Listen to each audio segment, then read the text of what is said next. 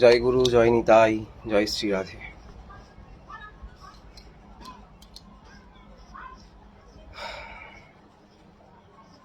শ্রী গৌরাঙ্গ নিত্যানন্দ শ্রী অদ্বৈত চন্দ্র গদাধর শ্রীবাসাদি গৌর ভক্তবৃন্দ, শ্রীকৃষ্ণ চৈতন্য প্রভু নিত্যানন্দ, হরে কৃষ্ণ হরে রাম, শ্রী রাধে গোবিন্দ।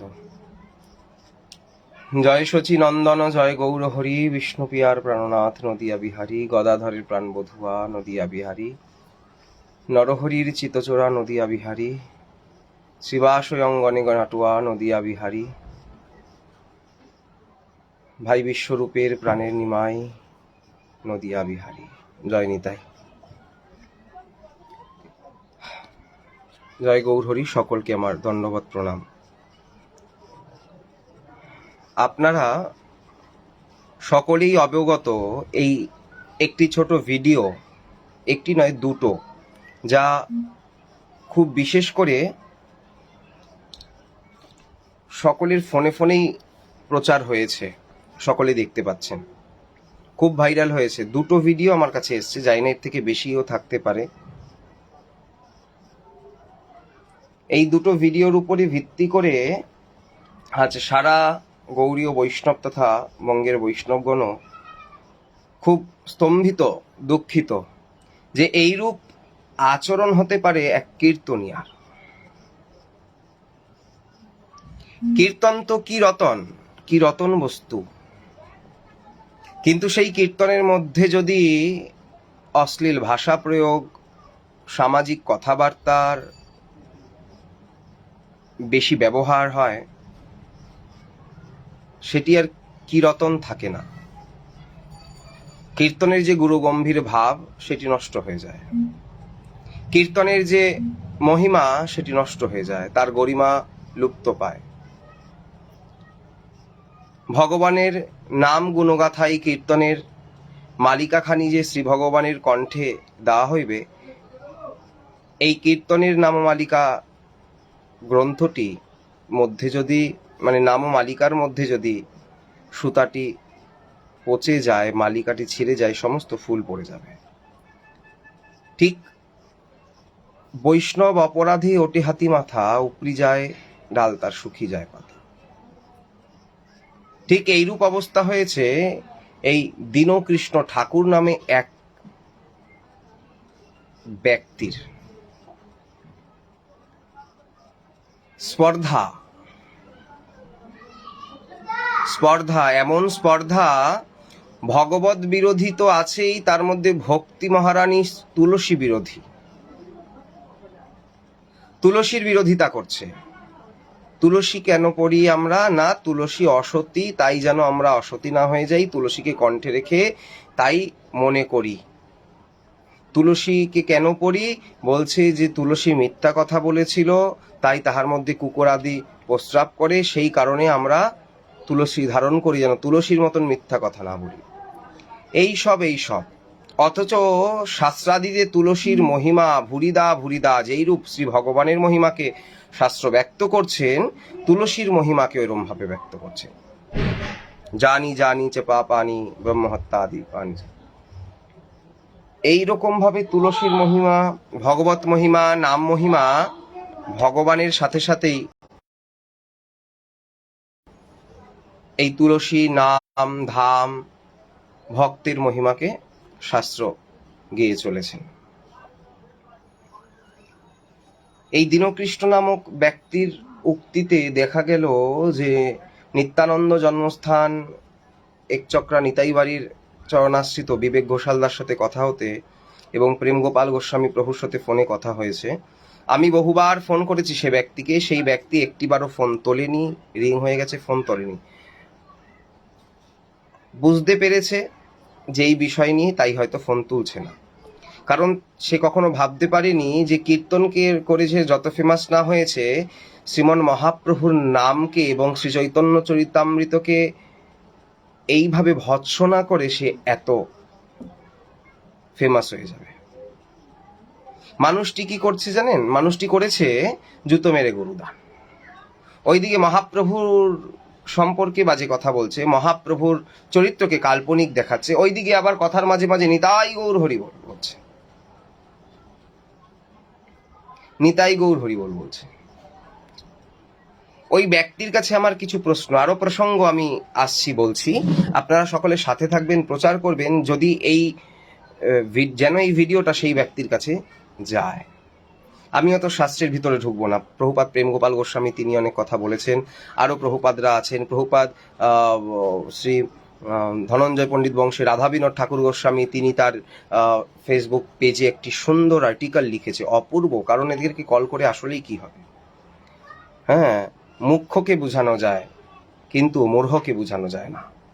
তো মূর্খ ব্যক্তি, সুন্দর কথা, আরো সুন্দর সুন্দর কথা তুলে ধরেছে দেখলাম।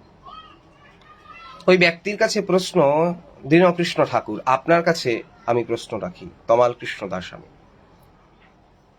আমি খড়দহ নিবাসী, দীক্ষাসূত্রে আমি রাধাকুণ্ডের আশ্রিত। যদিও আমার গুরুপাঠ, আদি গুরুপাঠ দীক্ষাসূত্রে জলন্দি শ্রী ধনঞ্জয় পণ্ডিত ঠাকুর পরিবার, আমি নিতাই চাঁদের কৃপাশ্রিত ধনঞ্জয় পণ্ডিত ঠাকুর সেই পরিবার আশ্রিত। আমি আপনার কাছে রাধাকুণ্ডের বৈষ্ণবগণের হয়ে বলছি না, শুধু সমগ্র গৌড়ীয় বৈষ্ণব সম্প্রদায়ের হয়েই আমার মতন এক কীট আপনার কাছে কয়েকটি প্রশ্ন করছে। প্রশ্ন এইটি যে আপনি সর্বপ্রথম কোন সম্প্রদায়ের আশ্রিত? আপনি কি গৌড়ীয় বৈষ্ণব? মনে হয় না আপনি গৌড়ীয় বৈষ্ণব। যদি আপনি গৌড়ীয় বৈষ্ণব হয়ে থাকেন তাহলে আপনার কণ্ঠে অন্তত তুলসীর মালিকাটি থাকতো, ললাটে গোপীচন্দন কিংবা শ্রীকুণ্ডের রজের দ্বারা তিলক থাকতো। না তো আপনার কপালে গোপীচন্দনের তিলক, না তো আপনার কপালে শ্রীকুণ্ডের রজ গেল।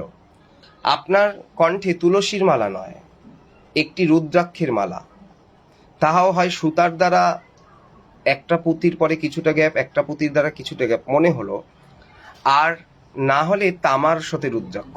যদি তামার সাথে রুদ্রাক্ষ পড়েন তাহলে তো আপনি প্রথমেই ভুল করলেন, কারণ ধাতুর সাথে এইসব পড়তে নাই, তুলসী রুদ্রাক্ষ তাও করেছেন।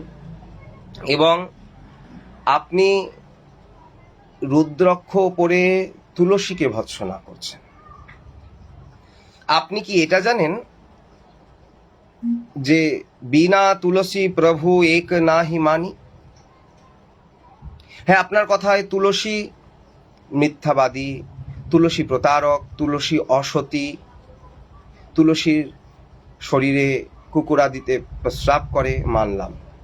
কিন্তু শুধু তো কুকুর, আপনি যেই ঘটনাটা ঘটিয়েছেন এই ভিডিওর দ্বারা ভাইরাল হয়েছে, ভগবত নিন্দা, মহাজনের নিন্দা, রূপ গোস্বামীপাদের রচিত শাস্ত্রকে যেটা অনর্পিত চরিঞ্চিরাত করুণায় অবতীর্ণ করলো, এইটার ব্যাখ্যা করে যখন বিবেক ঘোষালদা বলছেন গোস্বামীপাদের এইটা, তখন আপনি বিবেক ঘোষালদাকে এটাও বলেছেন ওটা আবার শাস্ত্র নাকি, ওনার গ্রন্থটি আবার শাস্ত্র নাকি। ওনার গ্রন্থটা যদি শাস্ত্র না হয়ে থাকে কোনটি শাস্ত্র আপনি বলুন?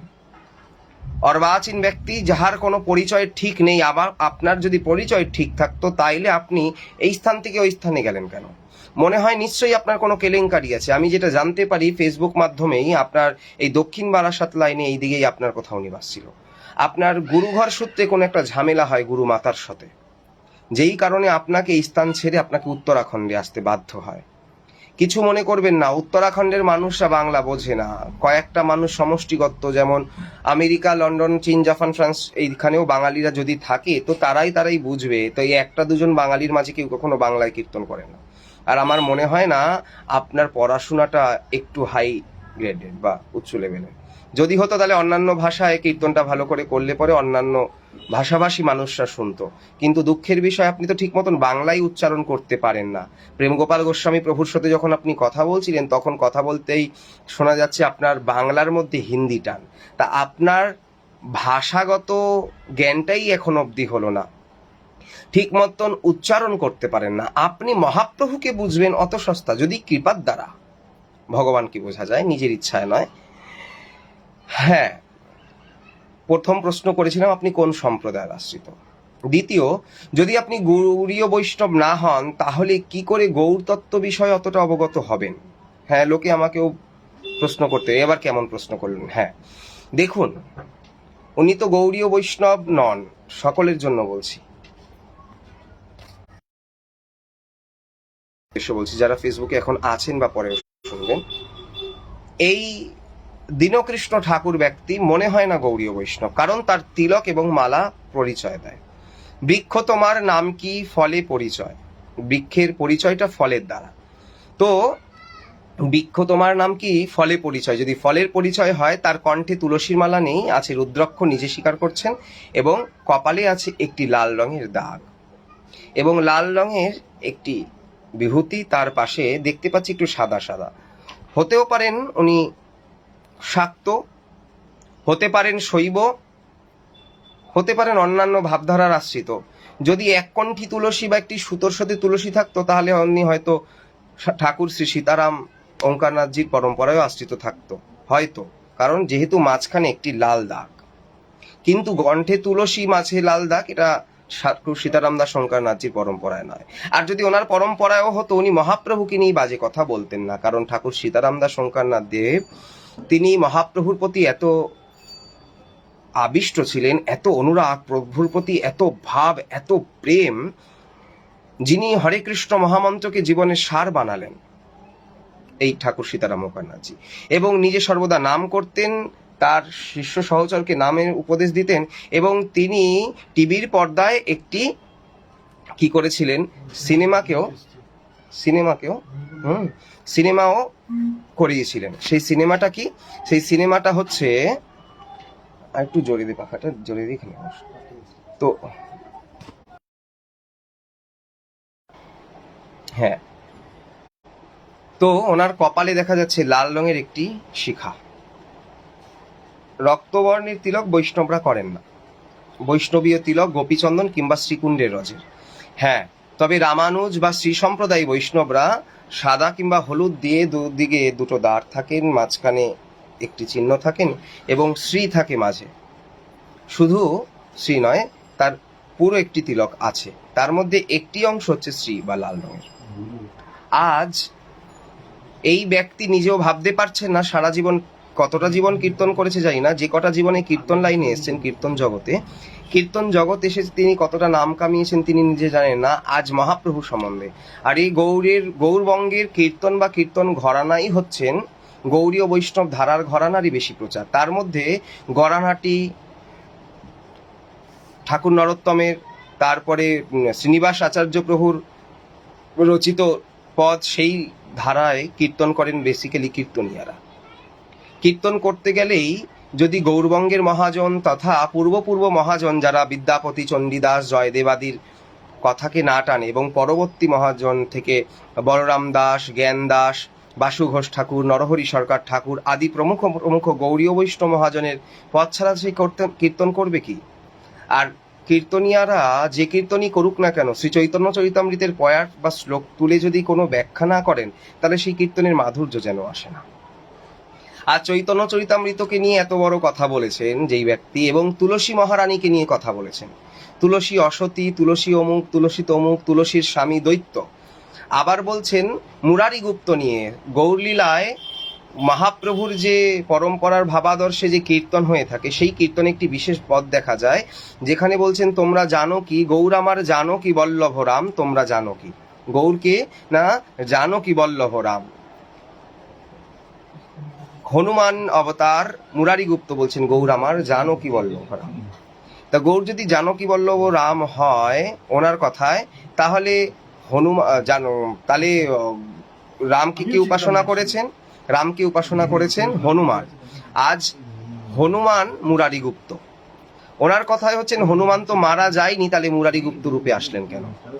আপনার কাছে আমি একটি প্রশ্ন করি, হনুমান মারা যায়নি ঠিক বলেছেন, ভগবত লীলায় বিভীষণ, হনুমান আদি এরকম বেশ কয়েকজন যারা 4 যুগ দিয়েই অমর, তারা সশরীরেই এখন এই জগতে আছেন, কিন্তু তাদের দেখা পাওয়া সম্ভব নয়। হনুমান মারা যায়নি, কিন্তু আসলেন কিভাবে? মুরারি গুপ্ত রূপে। ভালো কথা। উনি বলছেন শ্রী চৈতন্য মহাপ্রভু যদি রাধা কৃষ্ণের যুগল অবতার হন, তাহলে গদাধর পণ্ডিত আবার কি হয়? গদাধর পণ্ডিতকে আপনারা রাধারানী বলছেন কেন? আচ্ছা, আপনি এটাও জানেন না দাস গদাধর বলেও মহাপ্রভুর এক পার্শ্বদ আছেন, যার শ্রীপাঠ এই উত্তর 24 পরগনার বেলঘরিয়া নামক স্টেশন থেকে যদি অটো করে আসেন, বিটি রোডের মাঝখানে একটি জায়গা আছে, যে জায়গাটার নাম রথতলা। রথতলার কাছে কামারহাটি পৌরসভা আছে, কামারহাটি পৌরসভার পাশ থেকে একটি রাস্তা যেটি পশ্চিম দিকে মানে গঙ্গার দিকে যাচ্ছে, কাউকে বললেই হবে দাস গদাধরের শ্রীপাঠ, 550 বৎসরের প্রাচীন সেই মহাপ্রভুর পদাঙ্কিত ভূমি এই কামারাটি পৌরসভা সংলগ্ন রাস্তা ধরে গঙ্গার দিকে যাচ্ছে, যেখানে শ্রীকৃষ্ণ চৈতন্য মহাপ্রভু পানিহাটি দণ্ড মহোৎসব ক্ষেত্রে যখন রঘুনাথ দাস গোস্বামীকে দণ্ড দেওয়ার পূর্বে এসেছিলেন, কার কাছে না রাঘব ভবনে। একবার সেই রাঘব ভবনে আসার সময় যখন বরাহনগর পাটবাড়িতেও যাচ্ছেন, সেই সময় মহাপ্রভু বরানগর পাটবাড়িতে যাওয়ার সময় পানিহাটি হইতে দাসগদাধরের শ্রীপাঠে নিজের চরণধুলা দিয়ে ধন্য করিলেন, নিজের চরণধুলা ধানে ধন্য করলেন। কে কাকে না এই দাসগদাধরের শ্রীপাঠ তথা আরিয়াদহবাসীকে। এই দাসগদাধর ও রাধারানীর দ্বিতীয় অবতার, ভাবকান্তির উপদ্যুতি। যেই দাসগদাধরের সমাধি রয়েছে কাটোয়ায় শ্রীমন মহাপ্রভুর সন্ন্যাস ক্ষেত্রে। কাটোয়ায় শ্রীমন মহাপ্রভুর সন্ন্যাস ক্ষেত্রে এই দাসগদাধরের কি রয়েছেন না সমাধি রয়েছে, পূর্ণ সমাধি। এবং সেই স্থানে মহাপ্রভুর কেশ সমাধি, মহাপ্রভুর কেশ সমাধি এবং দাসগদাধরের পূর্ণ সমাধি। সেই দাসগদাধর ছিলেন আরিয়াদহ নিবাসী। এই দাসগদাধরের সালে শ্রীকৃষ্ণ চৈতন্য মহাপ্রভু লীলা করেছিলেন কি এই নিতাই চাঁদ কি লীলা, দান লীলা। একটি মাধবী কুঞ্জ আছেন, সেই মাধবী বৃক্ষটি আদ্যপ্রিয় বিরাজমান এবং দাসগদাধরকে শ্রীমতী জাহ্নবা ঠাকুরানী একখানি গোপাল দিয়েছিলেন সেবা করতে। সেই গোপালখানি আদ্যপ্রিয় সেবা হচ্ছেন। গৌড়ীয় বৈষ্ণব জগতে সর্বপ্রাচীন সুপ্রাচীন এবং অতীব সুন্দর মনোরম দারুব্রহ্ম বিগ্রহের মা জাহ্নবা ঠাকুরানীর শ্রীমূর্তি দাসগদাধরের শ্রীপাঠে আদ্যপ্রিয় সেবা হচ্ছে। যেই মা জাহ্নবা ঠাকুরানীকে সেই 500 বৎসর পূর্বের বৈষ্ণব সমাজ খড়দহের মা গোসাই নামে জানত। এই খড়দহের মা গোসাই দ্বারাই সারা পৃথিবীর বুকে প্রচারিত হয়েছিল শ্রী গৌড়ীয় বৈষ্ণব ভাবধারার মুখপত্র। শ্রীমতী জাহ্নবা মাতা ঠাকুরানী সে সময় না থাকলে গৌড়ীয় বৈষ্ণব সমাজ পুনরুত্থান হতো না। সেই মা জাহ্নবা ঠাকুরানীরই কৃপাধন্য এই দাসগদাধর। এই দাসগদাধরও রাধারানীর দ্বিতীয় অবতার। উনি তো শুধু গদাধর পণ্ডিত বললেন, দাসগদাধরের সম্বন্ধে হয়তো জানেন না। আসলে পড়াশোনা না থাকলে জানবেন কোথা থেকে? এই অর্বাচীন মূর্খ ব্যক্তির মতন আপনি নিজেকে ফেমাস করতে গিয়ে শ্রীকৃষ্ণ চৈতন্য মহাপ্রভুর নামে বাজে কথা বলেন। তারাপদ পাহাড়ি নামে এক ব্যক্তি বেশ কয়েক বছর 7-8 বছর আগে শ্রী চৈতন্য মহাপ্রভুর জীবনীকে নিয়ে বাজে কথা বলতে গিয়ে একটি ম্যাগাজিনে, বাংলা ম্যাগাজিনে বের করলেন শ্রী চৈতন্য মহাপ্রভু নাকি বিষ্ণুপ্রিয়া দেবীর সাথে প্রেম করে বিবাহ করেছে, তাও নবদ্বীপ গঙ্গার ঘাটে বসে মায়েরা স্নান করতেন, সেটি দেখতেন আর বিষ্ণুপ্রিয়া মায়ের গায়ে ঢিল মারতেন। এবং সচিমা এটা জানতে পেরে মহাপ্রভুকে বারণ করায় সচিমাকে নাকি মহাপ্রভু গলা টিপে ধরেছিল। সেই ম্যাগাজিনটা এখনো আমার বাড়িতে আমার কাছে আছে, যদি কেউ দেখতে চান দেখাতে পারি। এই ব্যক্তিটাকে যখন ধরা হলো, ডক্টর মহানামব্রত ব্রহ্মচারীর শিষ্য শ্রী বন্ধুগৌরব ব্রহ্মচারী, আমাদের বড় গুরুভ্রাতা সঞ্জীব রায়, সঞ্জীব দা আদি সকলে তাকে ধরলেন এবং শাস্ত্রীয় প্রমাণ চাইতে তিনি কিছু বলতে পারেননি। তার নাম্বারে তাকে যোগাযোগ করতে তখন সে নিজে স্বীকার করেন নিজেকে ফেমাস করবার জন্য এইভাবে মহাপ্রভুর সম্বন্ধে। কারণ গৌড়ীয় বৈষ্ণবদের একটি বিশেষ ব্যাপার হয়ে রয়েছে, তৃণাদপি সুনিচেন তরুরিব সহিষ্ণু না অমানিন মানদেন কীর্তনিয়া সদাহ। সকলকে সম্মান করতে গিয়ে নিজেকে হীন হতে হবে ঠিকই, কিন্তু এটাও ভুলে যাবেন না যে যখন তর্করত্ন এসে রূপ গোস্বামীকে হারাতে চাইলে রূপ সনাতনের নিন্দা করছেন, তখন জীব গোস্বামী পাদও কিন্তু সেই তর্করত্নের সাথে তর্ক করে তাকে পরাস্ত করেছিলেন। তখন বলেছিলেন, কে তুমি? বলে, আপনি যার নাম নিয়েছেন, আপনি যাকে হারিয়েছেন, আমি তার কৃপাধন্য শিষ্য। জীব গোস্বামীকে বাহ বাহ বলে তাকে প্রণাম করছেন। বলছেন, তার শিষ্যের যদি এই রূপ শাস্ত্রে দখল থাকে তাহলে সে কি রূপ হবে? বলে, আপনি কি তার সঙ্গে তর্ক করেছেন? বলছেন, না।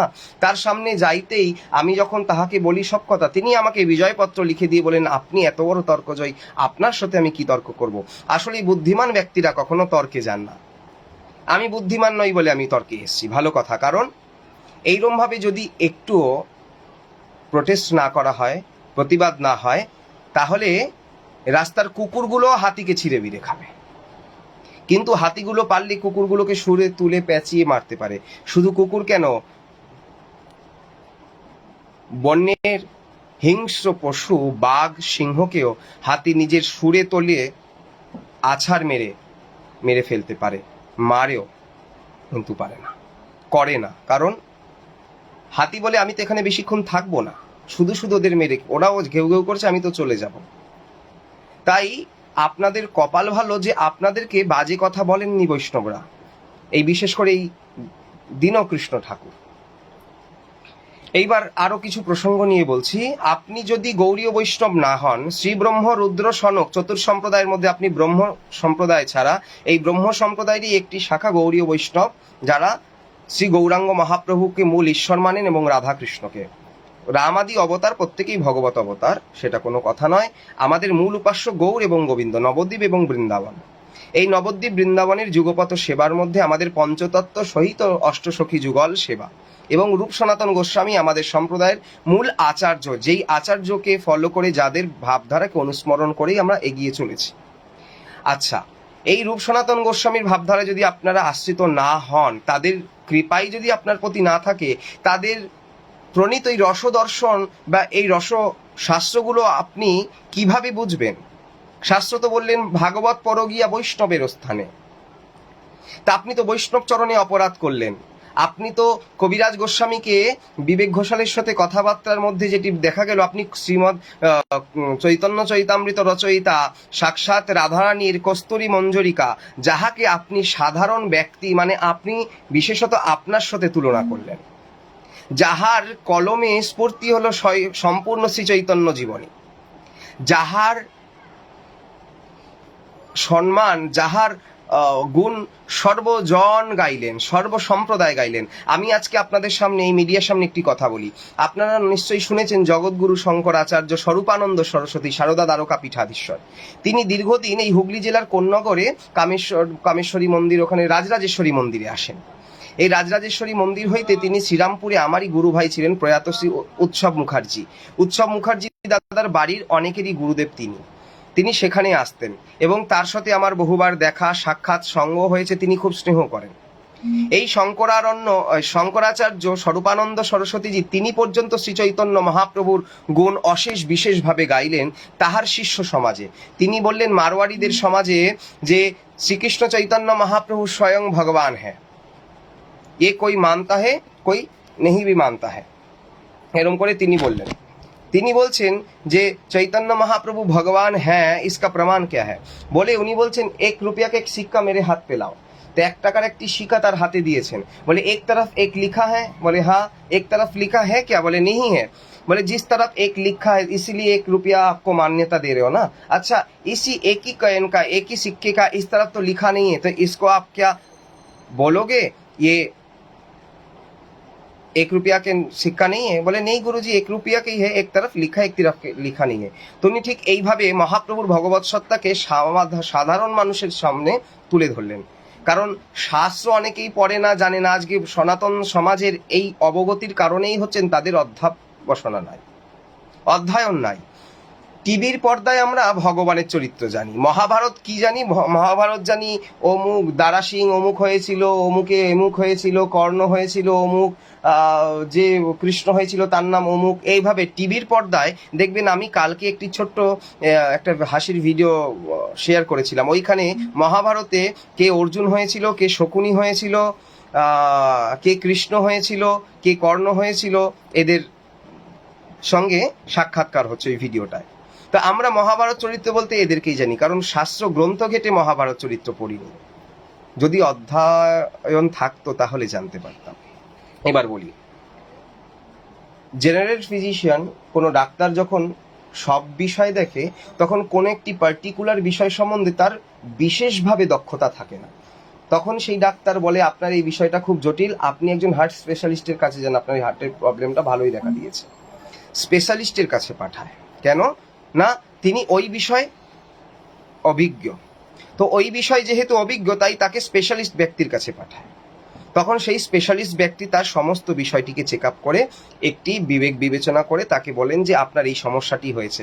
কারণ হার্টের প্রবলেম মানে ইকো করতে হবে, ইসিজি করতে হবে, আরও নানা রকম পরীক্ষা টেস্ট ইত্যাদি দিয়ে একটা জায়গায় রিপোর্টটা আসবে। সেই রিপোর্টটাকে দেখে ডাক্তার একটা ডিসিশন নেবেন।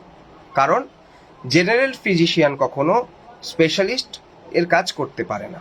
তা আপনি তো জেনারেল ফিজিশিয়ানের মতন, আপনি টাকা ইনকাম করার জন্য কীর্তন জগতে নেমেছেন। আপনি তুলসীর মহিমাকে অক্ষুণ্ণ করছেন, যেখানে বিনা তুলসী প্রভু এক নাহি মানে। যেখানে গরুর পুরাণে তুলসীর ভুরিদা ভুরিদা মহিমা বলছেন, এক ব্যক্তি সারা জীবন ভজন করে নাই, সেই ব্যক্তি, এক মুসলমান ব্যক্তি গাছের নিচে বসে আছেন, দেখছেন হঠাৎ করে দুইজন বিকট দেখতে বিভৎস ভূতের মতন চেহারা, হাতে দুটো ধারালো অস্ত্র নিয়ে এসে দাঁড়িয়ে ঘাম মুছছেন, যে কি ব্যাপার। তাদেরকে সেই মুসলিম ব্যক্তি জিজ্ঞেস করছেন, কে মশাই আপনারা? বলছেন, আমরা যমদূত। গরুর পুরাণের প্রসঙ্গ থেকে, আপনারা যমদূত এখানে কি করছেন? বলছেন, এখানে একজন গরুর গাড়িতে করে আসবে, সারা জীবন ভালো কাজ করে নাই, বরঞ্চ দুটো গরুর উপরে যা অত্যাচার করে, সারাদিন খাটায়, আর তাদেরকে উপরে নিয়ে তাদের উপরে নিজে বসে নিজের জীবনযাপন করতে থাকে, এবং ভালো কাজ কখনো করেনি। তাই তার এখনই এই যে চাকাটা আগে গরুর পাটাই রাস্তার মধ্যে পাথরটি পড়ে আছে, পাথরটির মধ্যে গরুর পাটা লাগবে, গরু হোঁচট খাবে, চাকাটা এগিয়ে লাগবে, চাকাটা ভেঙে গিয়ে ব্যক্তিটি ছিটকে পড়বে, ওই পাথরের মধ্যে মাথা লেগে মরবে, তারপরে আমরা তাকে নরকে নিয়ে যাব। মুসলিম ব্যক্তিটি শুনে তো একদম ভয়ে ইতস্তত কাঁপছে। হঠাৎ করে দেখছেন ঠিক গরুর গাড়ি আসছে, সেই ব্যক্তিও বসে আছে। দুঃখের বিষয় কি, গরুটার পা লাগলো, খুরের সাথে ধাক্কা লাগলো পাথরটির সাথে, গরুটি হোঁচট খেলো, চাকাটি ভাঙলো, ব্যক্তিটি গিয়ে উপর হয়ে গিয়ে মরলো।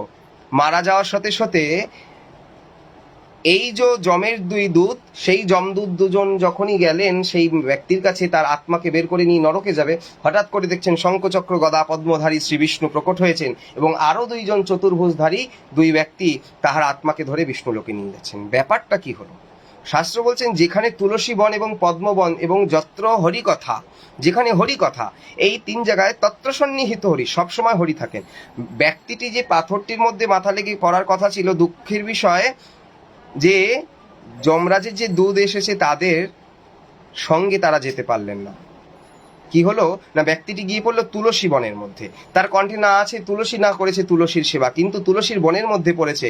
এই জন্য শাস্ত্র বলছেন, যত্র তুলসী কানন যত্র পদ্ম বনানি চ যত্র হরি কথা তত্র সন্নিহিত হরি। যেখানে হরি কথাই, হরি কোথায় না হরি কথায়, না হম তিষ্ঠামি বৈকুণ্ঠে যোগিনং হৃদয় নচ মদ্ভক্তা যত্র গায়ন্তি তত্র তিষ্ঠামি নারদ। যেখানে আমার ভক্ত আমার নাম গুণগান কীর্তন করে আমি সেই স্থানে থাকি। এই তুলসী বন, পদ্মবন এবং হরিকথা, এই তিন স্থানে ভগবান থাকেন। ভগবান তার পার্শ্বদ পাঠিয়ে আপন লোকে নিয়ে যান। এইরূপভাবে তুলসীর মহিমা আরো আরো অন্যান্য শাস্ত্রে বলছে। তুলসী ভগবানের এত প্রিয় যে শালগ্রামের তলদেশে এবং শালগ্রামের মস্তকে ভগবত বিষ্ণু অবতারগণের চিত্রপটে যদি সেবা হয়, ছবিতে সেবা হলে বিষ্ণু, নারায়ণ, রাম কিংবা মহাপ্রভুর চিত্রপটের নিচে একখানি তুলসী রেখে তাহার উপরে চিত্রপটকে দাঁড় করাতে হয় অর্চনের সময়। কিংবা কোনো শ্রীবিগ্রহ, জগন্নাথ হোক, শালগ্রাম শিলা হোক, কৃষ্ণ হোক, রাম হোক, লক্ষ্মণ হোক, নিতাই গৌর হোক, প্রত্যেক শ্রীবিগ্রহ স্নানাদির সময় যখন অর্চন হবে, অর্চনের পূর্বে তুলসী পত্র দিয়ে তাহার উপরে দাঁড় করাতে হবে। বিনা তুলসী প্রভু 56 ভোগ আর 36 ব্যঞ্জন, বিনা তুলসী প্রভু এক নাহি মানি। কোনো কিছুই তুলসী ছাড়া ভগবান গ্রহণ করে না। এখন এই দীনকৃষ্ণ ঠাকুর ব্যক্তিকে, মূর্খেরকে বলছি যে আপনি আপনার মতন পাগলের প্রলাপ করে গেলেন ওই কীর্তনটার মধ্যে, কিছু সমষ্টিগত ব্যক্তির মনকে জয় করার জন্য। কি করলেন? নিজের জীবনটিকে একদম নষ্ট করলেন, মহাপ্রভুর নিন্দা করে। যে জন গৌরাঙ্গ নাহি মানে তারে দৈত্য সমমানি। লোচন দাস ঠাকুর আদি বহু বহু মহাজন বলছেন, যে জন নিতাই নাহি মানে অনর ভেজাও তার মাঝো মুখখানে। যে নিতাই চাঁদকে অস্বীকার করে, বলে তার মুখের মাঝখানে আগুন লাগিয়ে দাও। এহেন পতিত পাবন দয়াল ঠাকুর অধম তারণ, নিতাই গৌর সুন্দরকে যদি না মানি। আজ আমরা বিধর্মী হয়ে যেতাম যদি নিতাই গৌর না আসতো। ভারত সেবাশ্রম রামকৃষ্ণ মিশন থেকে আরম্ভ করে ঠাকুর অনুকূলচন্দ্রের ভাবধারা এবং কি দুর্গাপ্রসন্ন পরমহংসদেবের ভাবধারা আদি বহু সনাতন ধর্মের অনেক অনেক এখনকার সময় শাখা প্রশাখা হয়েছে। তারা কতদিন হয়েছে? রামকৃষ্ণ মিশন একটু বেশি দিন হয়েছে, স্বামী বিবেকানন্দ থেকে, তারপর পরবর্তী ধারাগুলো। কিন্তু কোথায় ছিল সেই 534 বছর আগে শ্রীকৃষ্ণ চৈতন্য মহাপ্রভুর বৈষ্ণব ধারায় সকলকে এক আসনে রেখে এক পংক্তিতে বসিয়ে প্রসাদ পাওয়ানো? কোথায় ছিল অদ্বৈত প্রভুর মতন এরম মতবাদের ব্যক্তি, যে নিজের পিতৃদেবের শ্রাদ্ধের পাত্র হরিদাস ঠাকুর যবনকে ডেকে খাইয়েছিল? হরিদাস ঠাকুর বলছেন, প্রভু করেন কি, আমি যবন জাতিতে, আর আপনি আপনার পিতৃদেবের শ্রাদ্ধের পাত্র আমাকে দিচ্ছেন? অদ্বৈত প্রভু বলছেন, তোমারে খাওয়াইলে হয় মোর শত বৈষ্ণব ব্রাহ্মণ ভোজন। হে হরিদাস, তুমি যদি ভোজন করো তাহলে শত ব্রাহ্মণ ভোজনের ফল মেলে।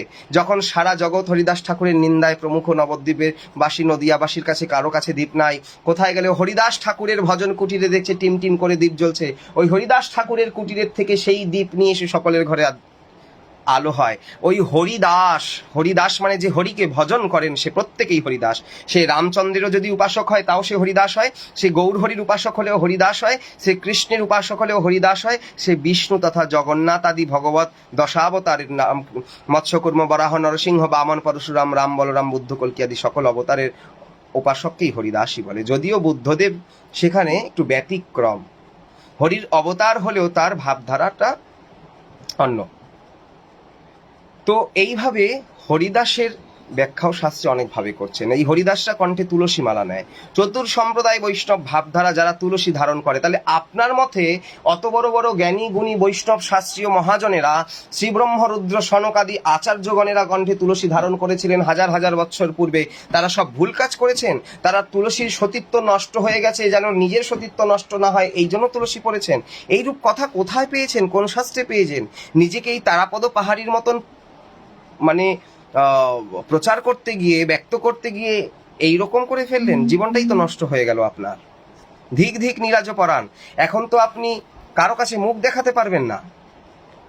আপনার নিজজনেরাই আপনাকে কি বলবে, যে আপনার নিজজনেরাই আপনাকে বলবেন কি দরকার ছিল এইসব কথা বলার। এখন তো আপনারা কীর্তনিয়ারা যারা অনেকে হয়েছেন, সকলের কথা বলবেন না, অনেক শিক্ষিত অনুভবী কীর্তনিয়া আছেন। সরস্বতী দাসী, জানি না আপনি নাম শুনেছেন কিনা, প্রভুপাদ তিনকড়ি গোস্বামীর শিষ্য।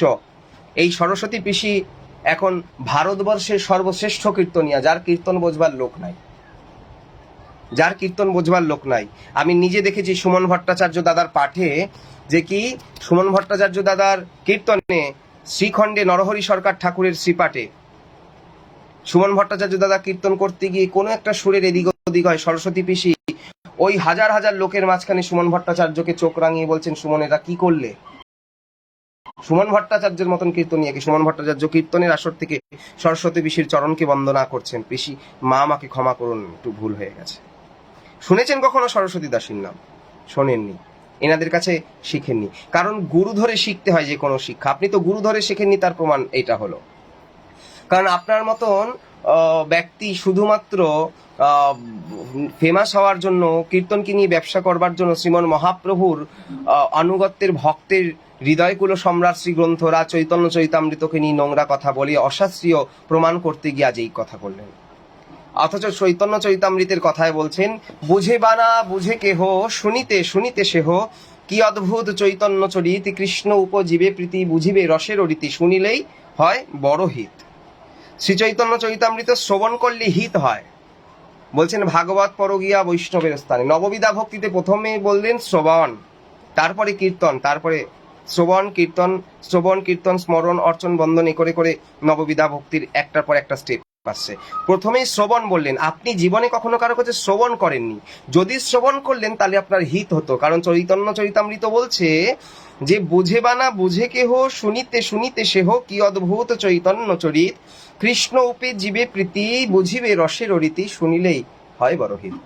আপনি বললেন, প্রভুপাদ প্রেম গোপাল গোস্বামী যখন আপনাকে জিজ্ঞেস করলেন, আপনি বললেন হ্যাঁ হ্যাঁ আমি পড়েছি। প্রভুপাদ বললেন আপনি পড়েননি, পড়লে এই কথা বলতে পারে না। কি বলছেন আমি পড়িনি? আপনি আমাকে অস্বীকার করছেন। আপনি কি করে বুঝলেন আমি পড়িনি? আপনি এইভাবে প্রভুপাদের সঙ্গে তর্ক করলেন, ওই ভয়েসটাই শুনলাম। আচ্ছা, আপনি যদি পড়ে থাকেন তাহলে আপনি নবদ্বীপে অদ্বৈত ঘাট, সচী মায়ের ঘাট কোথায় পেলেন? আপনি বলছেন ওই কীর্তনের মধ্যে অদ্বৈত ঘাট, সচী মায়ের ঘাট, আবার মহাপ্রভুর জন্মস্থান নিয়ে কথা তুললেন। আরে ব্যক্তি, আপনি ইতিহাস দেখেছেন? ইতিহাসটাও পড়েননি ঠিক মতন। ভৌগোলিক বিচারেও নবদ্বীপকে দর্শন করেননি, ভৌগোলিক দর্শনেও নবদ্বীপকে দেখেননি। বলে কেন? ভৌগোলিক ম্যাপের দর্শনে যদি আপনি নবদ্বীপকে দেখতেন তাহলে নবদ্বীপ তার প্রায় 64 বার গতিপথকে পরিবর্তন করেছে। তাহার প্রমাণ আছে। নবদ্বীপ প্রাচীন মায়াপুরের পীরতলা নামক স্থানের সম্মুখেই হচ্ছেন, রাস্তার অপোজিটে বৈষ্ণব সার্বভৌম সিদ্ধ শ্রী ছিল জগন্নাথ দাস বাবাজি মহারাজের পূর্ণ সমাধি ক্ষেত্র। সেই জগন্নাথ দাস বাবাজি মহারাজের যে সাধনের স্থান ছিল একটি বকুল, যাকে সিদ্ধ বকুল বলা হয়, সেই সিদ্ধ বকুলের ছালের ভিতর থেকে হরে কৃষ্ণ নাম পাওয়া যেত ছালটি খসে পড়লে। এমন হরিনাম করেছেন বাবা, যে খোসা গাছের ছাল বেরিয়ে গেলে ভিতরে হরিনাম পাওয়া যেত। এমনকি একটি কদম গাছের ভিতরেও নাম পাওয়া যেত। সেই যে বকুল বৃক্ষটি ছিল নবদ্বীপের গঙ্গার তীরে, আর গঙ্গার তীরে বসে সিদ্ধ বাবা ভজন করতেন। বর্তমানে সেটিকে ছাড়া গঙ্গা বলা হয়। গঙ্গাটি তখন এইভাবে প্রবাহিত হতো, বৃক্ষটি এইভাবে ছিলেন, কিন্তু এখন নবদ্বীপের গঙ্গা ঠিক এইভাবে প্রবাহিত হচ্ছে।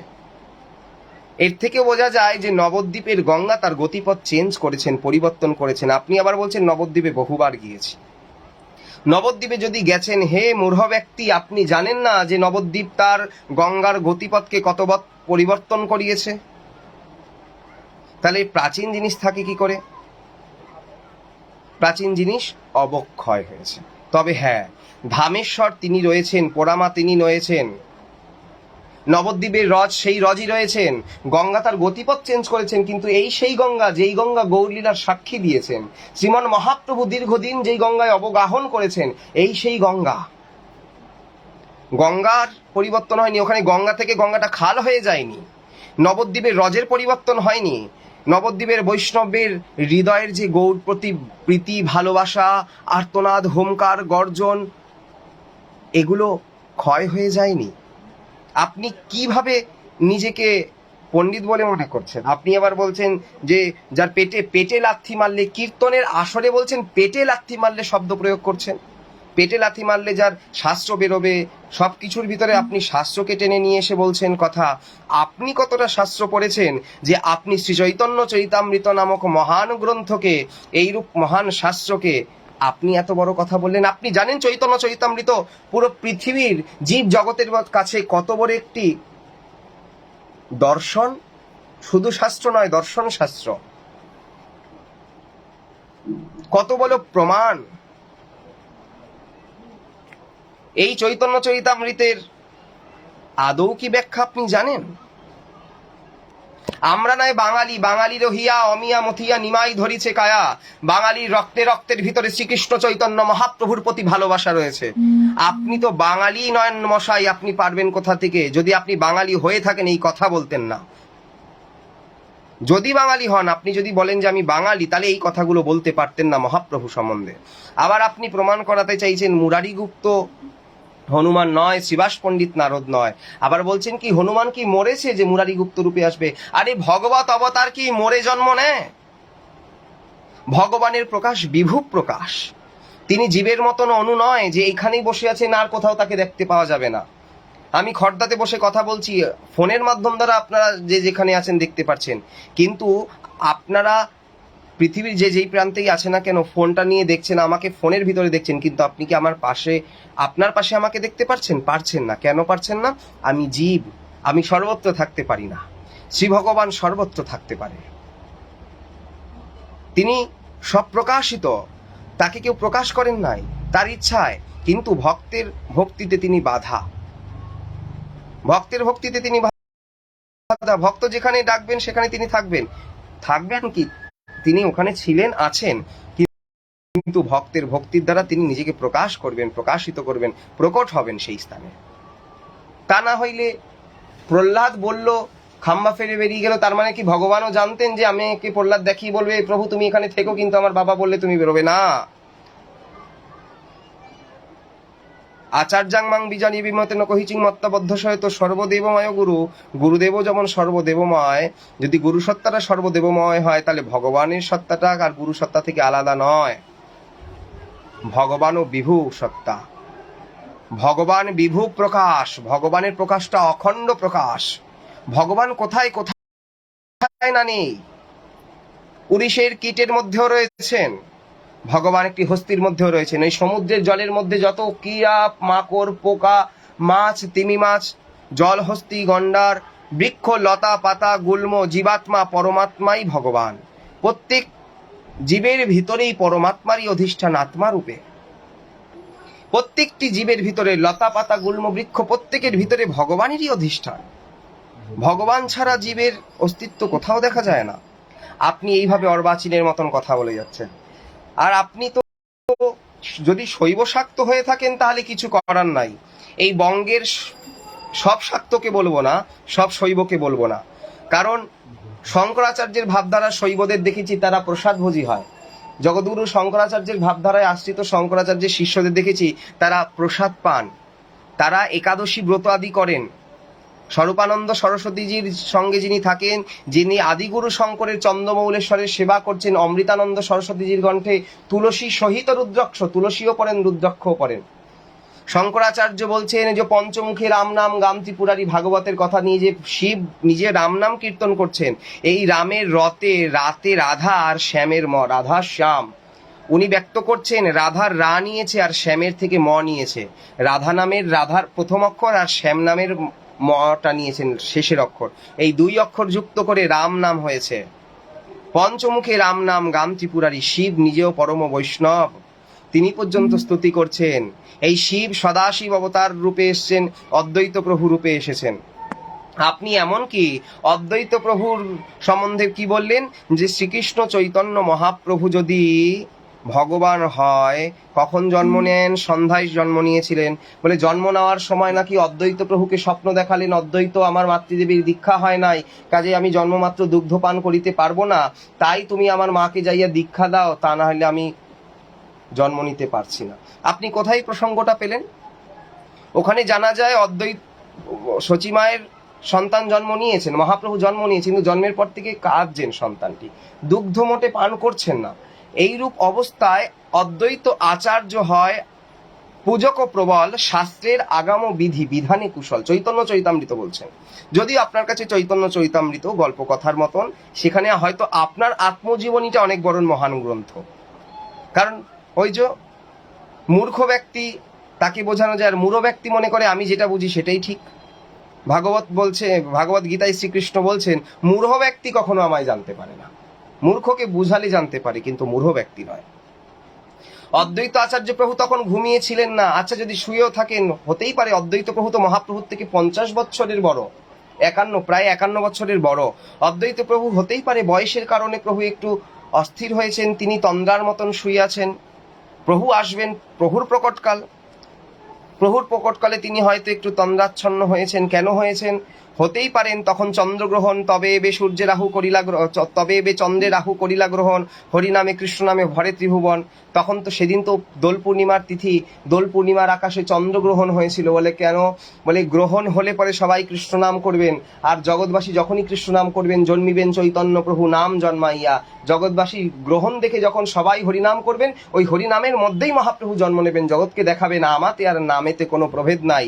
তার জন্য কলিকালে নামরূপে কৃষ্ণ অবতার, নাম হইতে সর্বজগৎ হইল নিস্তার।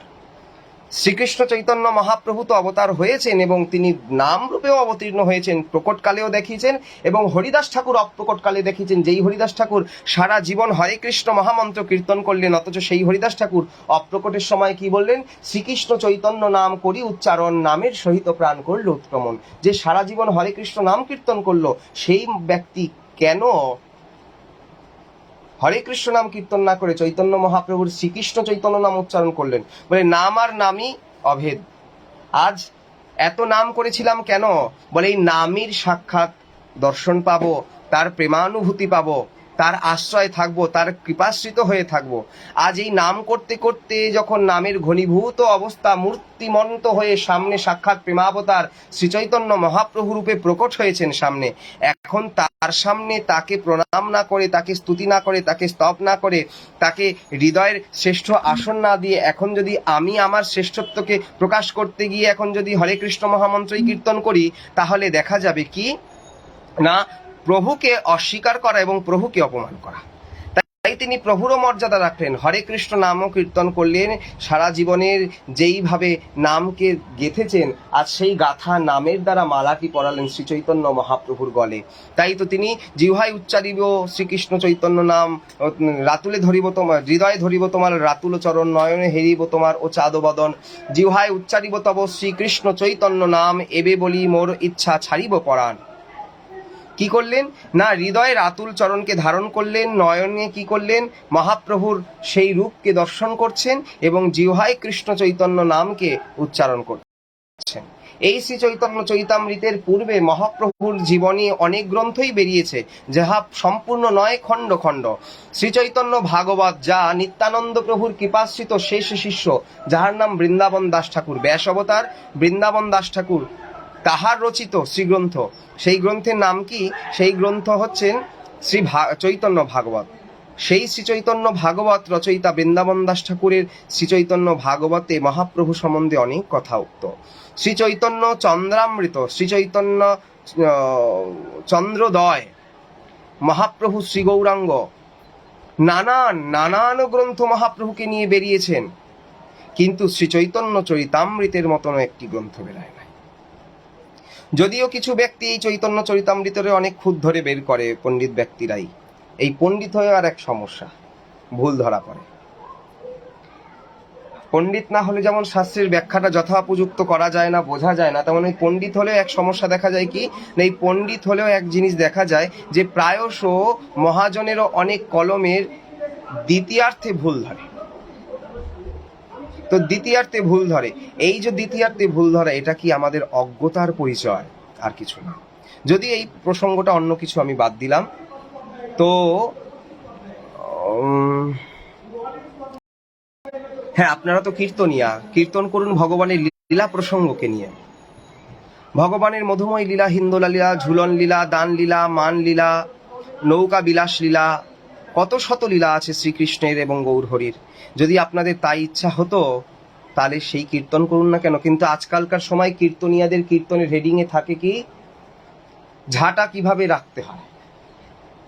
কীর্তনিয়াদের কীর্তনের বস্তু রেডিংয়ে থাকে, ঝাঁটা কিভাবে রাখতে হয়, জুতো কোন দিকে রাখতে হয়, কোন মুখে ঘুমাতে হয়, কোন মুখে উঠতে হয়, স্বামীর সাথে কিভাবে কথা বলতে হয়, কিভাবে সহবাসে সন্তান হয়। এই সব আপনারা ইউটিউব বা ফেসবুক চালালে আজকাল কীর্তনিয়াদের হেডিং এই সব লেখা থাকে, যে আজকাল যদি কীর্তনিয়াদের কীর্তনের প্রসঙ্গ যদি এই কথা হয়, তাহলে মানুষ কি জানবে।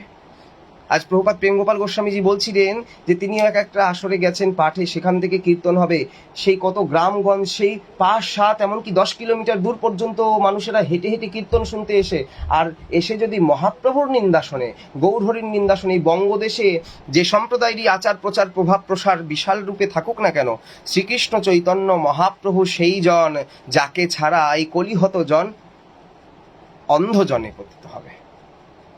যদি গৌর না হইতো কেমন হইতো, কিমনে ধরিতাম দে, রাধারও মহিমা প্রেম রস সীমা জগতে জানাতো কে। মহাপ্রভুই যদি না জানাতো তাহলে কে জানাতো।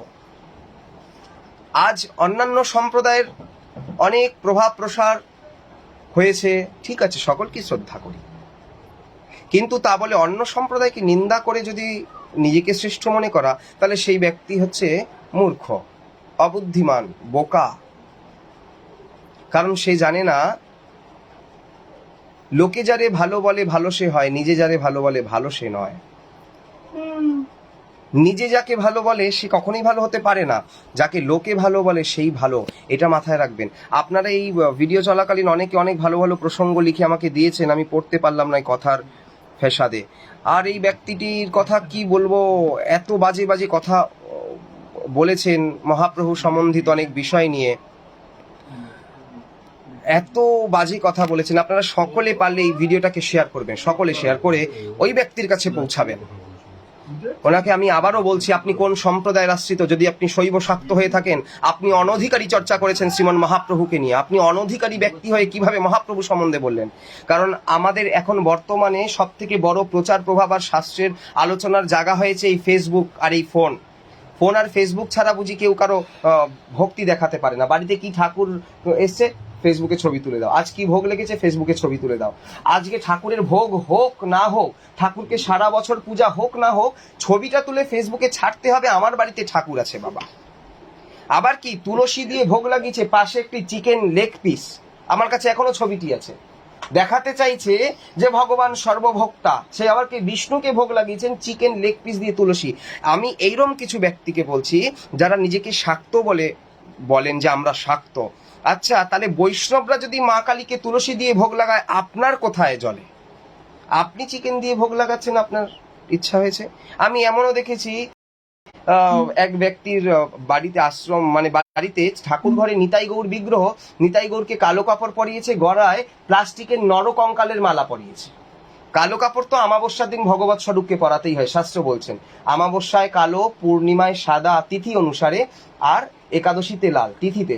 আর দিন হিসেবে সোমবারে সাদা, মঙ্গলবারে গোলাপি, বুধবারে সবুজ, বৃহস্পতিবারে হলুদ, শুক্রবারে বিচিত্র কিংবা সাদা, বিচিত্র মানে যে কোনো রং কিংবা সাদা, শনিবারে নীল কিংবা কালো, রবিবারে লাল, আবার সোমবারে সাদা। এরা দিন হিসেবে, তিথি হিসেবে কালো কাপড় পরানো যায়। কিন্তু সেই ব্যক্তি নিতাই গৌরকে কি করেছেন? নিতাই গৌরকে কালো কাপড় পরিয়েছেন, গলার মধ্যে প্লাস্টিকের নরকঙ্কালের মালা।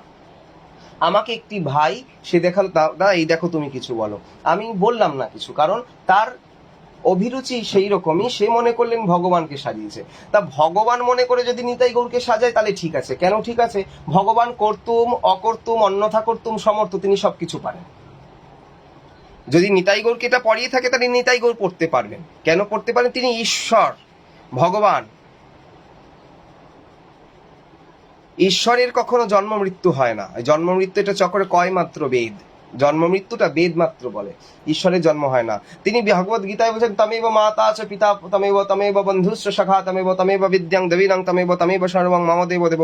তুমি যদি মাতা পিতা বন্ধু পুত্র সখা বান্ধব সবই হও, তাহলে তোমার মা বাবাকে তুমি লীলা কার্য সাধিবার তরে নেমে যখন এসেছো, অবতরণ করেছো, অবতরত ইতি অবতরহ, এই অবতরণ করবার জন্য এই লীলা ক্ষেত্রে তুমি মাতা পিতা বন্ধু পুত্র সখা পাতিয়েছো মাত্র, তাও নিজে থেকেই প্রকাশিত করিয়েছো, অন্য কিছু নয়। ভগবান, আরে মানুষ তো নিজেকে জানতে পারলো না, জীব স্বরূপত কৃষ্ণ নিত্য দাস। যে মানুষ নিজেকে জানতে পারলো না সে ভগবানকে কি জানবে? তাহলে ভগবানকে জানতে গেলে কি করতে হয়? সাধুসঙ্গ, সাধুসঙ্গ সর্বশাস্ত্রে কয়, লবমাত্র সাধুসঙ্গে সর্বসিদ্ধি হয়। কিন্তু আপনি সাধুসঙ্গ করলেন না, আপনি কবিরাজ গোস্বামীর রচিত শ্রীচৈতন্য চরিতামৃত নামক মহান গ্রন্থকে বললেন। আর আজকালকার কিছু কিছু ব্যক্তি, সবাইকে নয়, কিছু ব্যক্তি যারা নিজেদেরকে শাক্ত বলে বলেন, এবং শাক্তদের অনেকটা একটা গ্রুপ আছে যেখানে প্রতিনিয়ত প্রত্যেক দিন বৈষ্ণব ধর্ম সম্বন্ধে নোংরা কথা, রাধারানীর অস্তিত্বকে অস্বীকার করে, অথচ কালী মা কালীর স্বরূপের মধ্যে রাধা স্বরূপের কথা বর্ণনা করা আছে। তার মানে যে রাধারানীকে অস্বীকার করে সে তার ইষ্টকেই অস্বীকার করে। আমি আমার গুরুদেবকে দেখেছি, তার ইষ্টের আসনে গৌর গোবিন্দ বিহিত অন্য কোনো ঠাকুর ছিল না। কিন্তু কলকাতা মহানগরীতে শ্রী গুরুদেব বছরে যখন একবার আসতেন গুরু পূর্ণিমার সময়, রাস্তা দিয়ে যখন মর্নিং ওয়াক করতে হাঁটতেন, রাস্তায় যদি কোনো শনি ঠাকুরের মন্দির, কোনো মায়ের মন্দির দেখতো, ওই লাঠি দিয়ে হাঁটতে হাঁটতে মাথা নিচু করে প্রণাম করতেন। গুরুদেবের আচরণে দেখেছি, গুরুদেব বলছেন, সবে পুজিবে, পুজিবে বলতে প্রণাম করিবে, না হইবে তৎপর সকলের থেকে চেয়ে নেবে কৃষ্ণ ভক্তিপর ঠাকুর নরোত্তমের কথা। নরোত্তম ঠাকুরকে সাক্ষাৎ নিত্যানন্দ প্রভুর দ্বিতীয় প্রেমাবেশ অবতার। বর্তমান বাংলাদেশ রাজশাহী জেলার খেতুরি নামক স্থানের গড়েরহাট পরগনার রাজা কৃষ্ণানন্দ দত্তের পুত্র, একমাত্রই পুত্র নরোত্তম।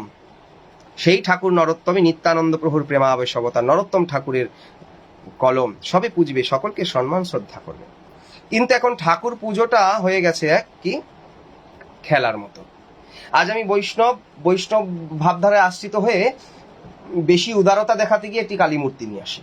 একটি কালী মূর্তির বাড়িতে, কারণ বৈষ্ণব সকলকে সম্মান করবে, এখন একটি কালী মূর্তি নিয়ে এসেছি। কালী মূর্তিকেও পূজা করতে করতে হঠাৎ করে দেখা যাবে যে আজ তো মা কালীর ফলহারিণী কালী পুজো, ফল দিয়ে পুজো করলেন, আজ অমুক, আজ তো আমাবস্যা, আজ তো ভূত চতুর্দশী, আজকে মাকে তাহলে মাছ দিয়ে, ওই বৈষ্ণব বাড়িতেই মায়ের সামনে আবার মাছ দিয়ে ভোগ হতে শুরু করলো। আমারই পরিচিত এক ব্যক্তি, এক বন্ধুই বলতে পারেন, শুনলাম সে বৈষ্ণব, সে আশ্রিত বৃন্দাবনেরই, অথচ সে একজনকে জগদ্ধাত্রী পূজার লিস্ট দিচ্ছে, বলছেন তোমার বাড়িতে মাছ দিয়েই মাকে পূজা করে দেবো। আমি মাথায় হাত হয়ে গেল, সবাই স্তম্ভিত হয়ে গেল। সে বৈষ্ণব, অথচ জগদ্ধাত্রী মায়ের পূজা করতে যাবে মাছ দিয়ে, বলছেন মাছ না দিলে আমি পূজা করব না মায়ের। যেই বাড়িতে পূজা করবে সেই ছেলেটির নতুন দীক্ষা হয়েছে নবদ্বীপ হইতে, সেই ছেলেটি স্তম্ভিত হয়ে গেল যে তার গলায় তুলসীর মালিকা, সে মাছ দিয়ে মাকে পূজা করবে, নিবেদনটা করবে কি করে মাকে? আজ এইরকম ব্যবিচার। আবার অনেকে ঠাকুর রামকৃষ্ণ মিশনের আশ্রিত হয়ে কারো বাড়িতে মহাপ্রভু এসছে, কৃষ্ণ এসছে, ভালো কথা, পূজা করছে, শ্রদ্ধা করছো, অথচ করছে কি? ঠাকুর রামকৃষ্ণদেবের পায়ের নিচে কৃষ্ণ, ঠাকুর রামকৃষ্ণদেবের পায়ের তলায় শালগ্রাম শিলাকে রেখে নিজের চোখে দেখা। আচ্ছা বলুন তো, ঠাকুর রামকৃষ্ণদেবের কি সুখ হচ্ছে এতে? ঠাকুর রামকৃষ্ণদেব যে মাকে সারা জীবন আরাধনা করলেন, আজ একটি প্রসঙ্গ তুলে ধরছি, এই টিভি সিরিয়ালগুলোতে যা ইচ্ছা তাই দেখাচ্ছে। টিভি সিরিয়ালগুলোতে যা ইচ্ছা তাই দেখাচ্ছে, বলবার কোনো ভাষাও নেই আর কেউ নেইও। রানী রাসমণির যে ইষ্টদেব রাধাকান্ত কৃষ্ণ, রানী রাসমণি সারা জীবন কণ্ঠে তুলসীর মালা নিয়ে ভজন করলেন। কাশী দর্শনের ইচ্ছা হতে নৌকো করে যেতে, নৌকার মধ্যে একটু তন্দ্রা আসে, মা ভবতারিণী দর্শন, মা অন্নপূর্ণা স্বপ্নাদিষ্ট হয়ে বললেন, তুমি মন্দিরে আমাকে চতুর্ভুজা ভবতারিণী কালী দক্ষিণা কালিকা রূপে প্রতিষ্ঠা করো, সেইখানেই আমি তোমার কাছে আসবো এবং সেটিকেও তীর্থ বানাবো। তা মা ভবতারিণীকে প্রতিষ্ঠা করলো ইতিবৃত্তান্ত। কিন্তু তিনি তার ইষ্টদেব রাধাকান্তকে ভুলে যাননি। দক্ষিণেশ্বরী মায়ের পূর্বে কিন্তু দক্ষিণেশ্বরের সেবিত রাধা কান্তদেব, যা দক্ষিণেশ্বর মন্দিরের মূল রাস্তা দিয়ে ঢুকলেই প্রথমেই বাহাতে রাধাকৃষ্ণের শ্রীমন্দিরটি পড়ে। অথচ এই রানী রাসমণি সিরিয়ালে একটি বারের জন্য রাধাকান্তের কোনো সিন কিচ্ছু দেখালো না। রানী রাসমণিকে দেখালো এক প্যাচের একটি কাঠের মালা, অথচ তুলসীর মালা দেখালো না। আর সেই রানী রাসমণি সিরিয়ালটায় আবার লাস্টে দেখাচ্ছে মারা যাচ্ছে, গলায় তুলসীর মালা নেই, গলার মধ্যে একটা রুদ্রাক্ষ মালা আর হাতের মধ্যে একটা কাঠের মালা জপ করতে, গলায় যদি যা রুদ্রাক্ষের মালা, হাতে আবার কাঠের মালা জপ করতে করতে মরছে।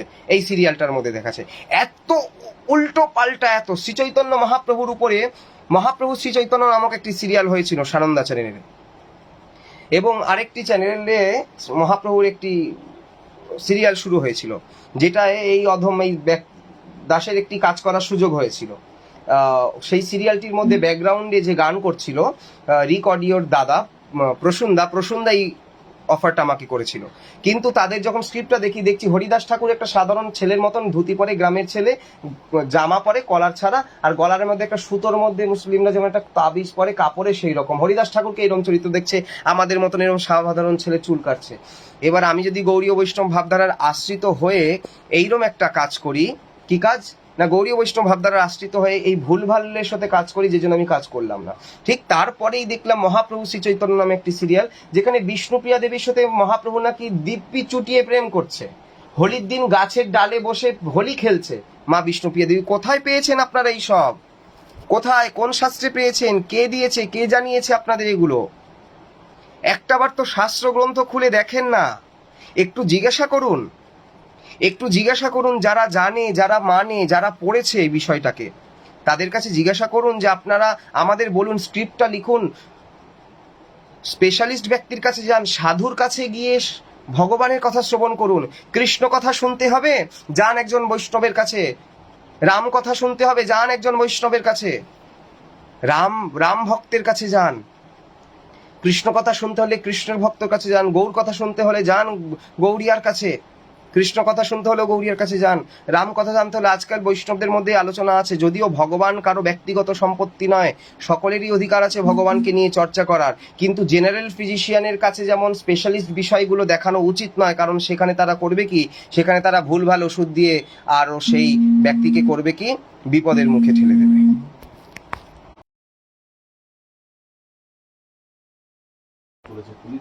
শ্রীকৃষ্ণ চৈতন্য মহাপ্রভু কি আপনাদের খেলার পাত্র হয়েছে? খেলতে যদি হয় এখনো খেলনা পাওয়া যায়, খেলনা বাটি নিয়ে খেলুন। ভগবত জীবন, মহাপুরুষের জীবন, মহাজীবনদের জীবন নিয়ে খেলতে আসবেন না। এই চৈতন্য মহাপ্রভু না থাকলে আপনার আমার দশা কি হতো জানেন? মিডিয়ায় বলতে পারছি না, যদি দরকার হয় এমনি সামনে কল করবেন বা লিখে জিজ্ঞেস করবেন, বলে দেব।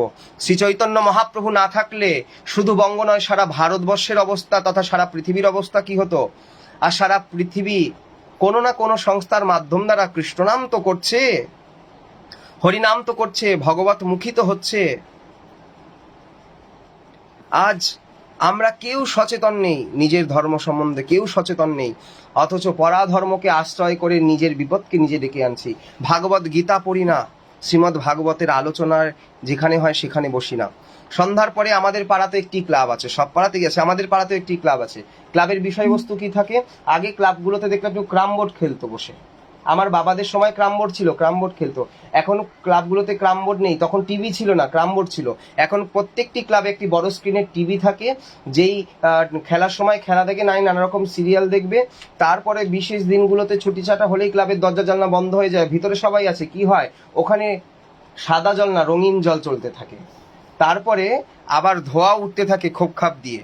মানে মদ গাঁজা বিড়ি সিগারেটের প্রায়শ, যেখানে একটু ক্লাবের গুরুজনদের আসা যাওয়া আছে সেখানে একটু কম হয়, কিন্তু প্রায়শ ক্লাবগুলোতেই হয়। খর্দার মতন জায়গায়, যেখানে নিতাই বিহার ভূমি, নিত্যানন্দ প্রভুর পদাঙ্কিত ভূমি, শ্রীধাম খর্দহ, এই খর্দহের গঙ্গার তীরে কোথায় নিতাই চাঁদের দুটো বাণী লেখা থাকবে তা না, দুনিয়ার ও পার্টি পলিটিক্সের আলোচনা, নোংরা কথা, এমনকি গাজার আড্ডা বসে নিত্য। বলবার কেউ নেই, বলবার কেউ নেই। এই ঐতিহাসিক স্থান পানিহাটি, যে দণ্ড মহোৎসবকে ঘিরে সারা পৃথিবীর মানুষ পানিহাটিকে প্রণাম করে, সেই পানিহাটির 4 রাস্তার মনে একটি শ্রী চৈতন্য মহাপ্রভুর অবাক্য মূর্তি দাঁড় করিয়েছেন। বিগত কত বছর মাথায় কোনো ছাতা ছিল না, তারপরে কারো কথায় হয়তো বিধায় একটি ছাতা করেছে, তাও ঝড়ের সময় ছাতাটি দোলে, মহাপ্রভুর গায়ের মধ্যে নোংরা ধুলাবালি উড়ে যাচ্ছে। একে কি মহাপ্রভুর প্রতি প্রেম বলে? একে মহাপ্রভুর প্রতি প্রেম বলে? যদি মহাপ্রভুর প্রতি প্রেম বলে, দেখুন নবদ্বীপের বুকে শম্ভু সরকার বলে এক ব্যক্তি, মহান প্রাণ ব্যক্তি, যিনি এখন নেই আমাদের মাঝে, নবদ্বীপে প্রায় মোড়ের মাথায় প্রায়শ জায়গায় মহাপ্রভুর, বিষ্ণুপ্রিয়া দেবীর, নিতাই গৌরের ইত্যাদি মূর্তি করে সুন্দর করে কাঁচ দিয়ে বাঁধিয়ে রেখেছে। শীতের সময় গায়ে চাদর, গরমের সময় খুলে দেয়, ভিতরে ছোট পাখাও রেখেছেন। এইভাবে নদিয়া ধাম মহাপ্রভুর পদাঙ্কিত ভূমি সংরক্ষণে রাখছেন। আমরা তো নিজেদেরকে ভালোবাসতে পারলাম না, নিজেদেরকে জানলাম না, আমরা জানবো কি করে গুরু স্বরূপকে, সাধুদেরকে, সন্তদেরকে? ভারতীয় সাধু বলতে আমরা রামপাল বাবা আর ওই কি নাম, সাদা দাড়ি জেলে ছিলেন একদিন, আশারাম বাপু, রাম রহিম। ভারতীয় সাধু বলতে রাম রহিম, রামপাল বাবা আর ওই আশারাম বাপু নয়। ভারতীয় সাধু যদি জানতে হয়, ভারতের মহাজীবন গ্রন্থ পড়ুন, সাধক জীবন গ্রন্থ পড়ুন, গৌরীয় বৈষ্ণব জীবন পড়ুন, ভক্তমাল কয়েকটি খণ্ড আছে পড়ুন, দেখবেন সাধুদের জীবন কাকে বলে। উৎকণ্ঠা, প্রেম, আসক্তি ভগবানের প্রতি। মহাজীবন যারা মহাপুরুষ, তাদের বাণীগুলোকে পড়ুন, আশ্রয় করুন, দেখবেন। ধিক্কার জানাই, ধিক্কার জানাই এই ব্যক্তিকে। এই ব্যক্তির মতন বহু ব্যক্তি আছে যারা মহাপ্রভুর নাম ভাঙিয়ে খায়, অথচ গৌরীয় বৈষ্ণব নয়। কণ্ঠে তুলসী মালা দিয়ে দিব্যি মাছ মাংস খেয়ে আসরে উঠে কীর্তন করতে বসে। মাছ মাংস একাদশী পর্যন্ত করে না, তাদের মুখে কীর্তনই বা শুনবো কি করে? বড় বড় নাম করা কীর্তনীয় আছে, সৎ গুরু পরম্পরায় আশ্রিত, সৎ পরম্পরা আশ্রিত হয়ে পর্যন্ত বাড়িতে মেয়ের জন্মদিনে খাসির মাংস খাওয়াচ্ছে, নিজেও খাচ্ছে, তার ছাত্রদের কাছেই শোনা। বড় বড় কীর্তনিয়া কলকাতায় থাকে, তারা প্রসাদভোজী নয়, তারাই আসনে উঠে কীর্তন করে যাচ্ছে। কীর্তনিয়াদের ক্ষেত্রে দোষ হয় না যত দোষ পাঠকদের ক্ষেত্রে। আর এই কীর্তনিয়ারা আজ দেখছি, যখন কীর্তন 3 ঘন্টার সময় এত টাকা অনেকে দিতে চাইবে না, সেই কীর্তনিয়ারাই আবার অনেকে, কেউ সকলের কথা বলছি না, এই সব বিষয়ে কেউ আবার করলেন কি, পাঠক সেজে ব্যাসাসনে বসে পাঠ করতে শুরু করে দিলেন। পড়াশোনা তো নাই, ওই কীর্তনের কথাগুলা গুছিয়ে একটু করে নিয়ে বলতে শুরু করে দিলেন, মনোরঞ্জন করতে। পাঠে লোক হয় না, পাঠিতে একটু সদাচার সম্বন্ধে বলে। আর কীর্তনে লোক হয় কেন?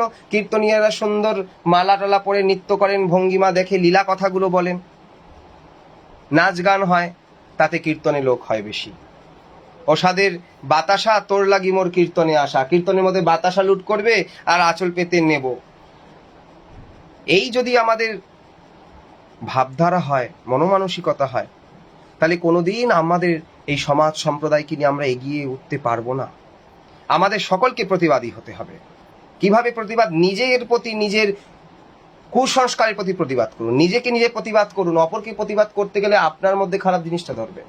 নিজেকে প্রতিবাদ করতে হবে, নিজেকে বলতে হবে যে হ্যাঁ, আমি কি করছি, আমি তো এটা ঠিক করছি না। লঘু সংখ্যা যেতে হয় সনাতনীদের, হিন্দু শাস্ত্র বা সনাতনী শাস্ত্র অনুসারে বাথরুম লঘু সংখ্যায় যেতে হয়, বসে বাথরুম করতে হয়, জল নিতে হয়, এই সদাচারটাই জানি না। ধুতির কাছাটা খুলতে হয়, ধুতির কাছা খুলি না। কৌপিন থাকলে কৌপিনের গিটটা খুলতে হয়, খুলি না। দাঁড়িয়ে লঘু সংখ্যা। শরীর ব্যতিক্রম হতে পারে, স্থানকাল ব্যতিক্রম হতে পারে, কিন্তু না, এই বিষয়গুলো মানি না, করতেই চাই না।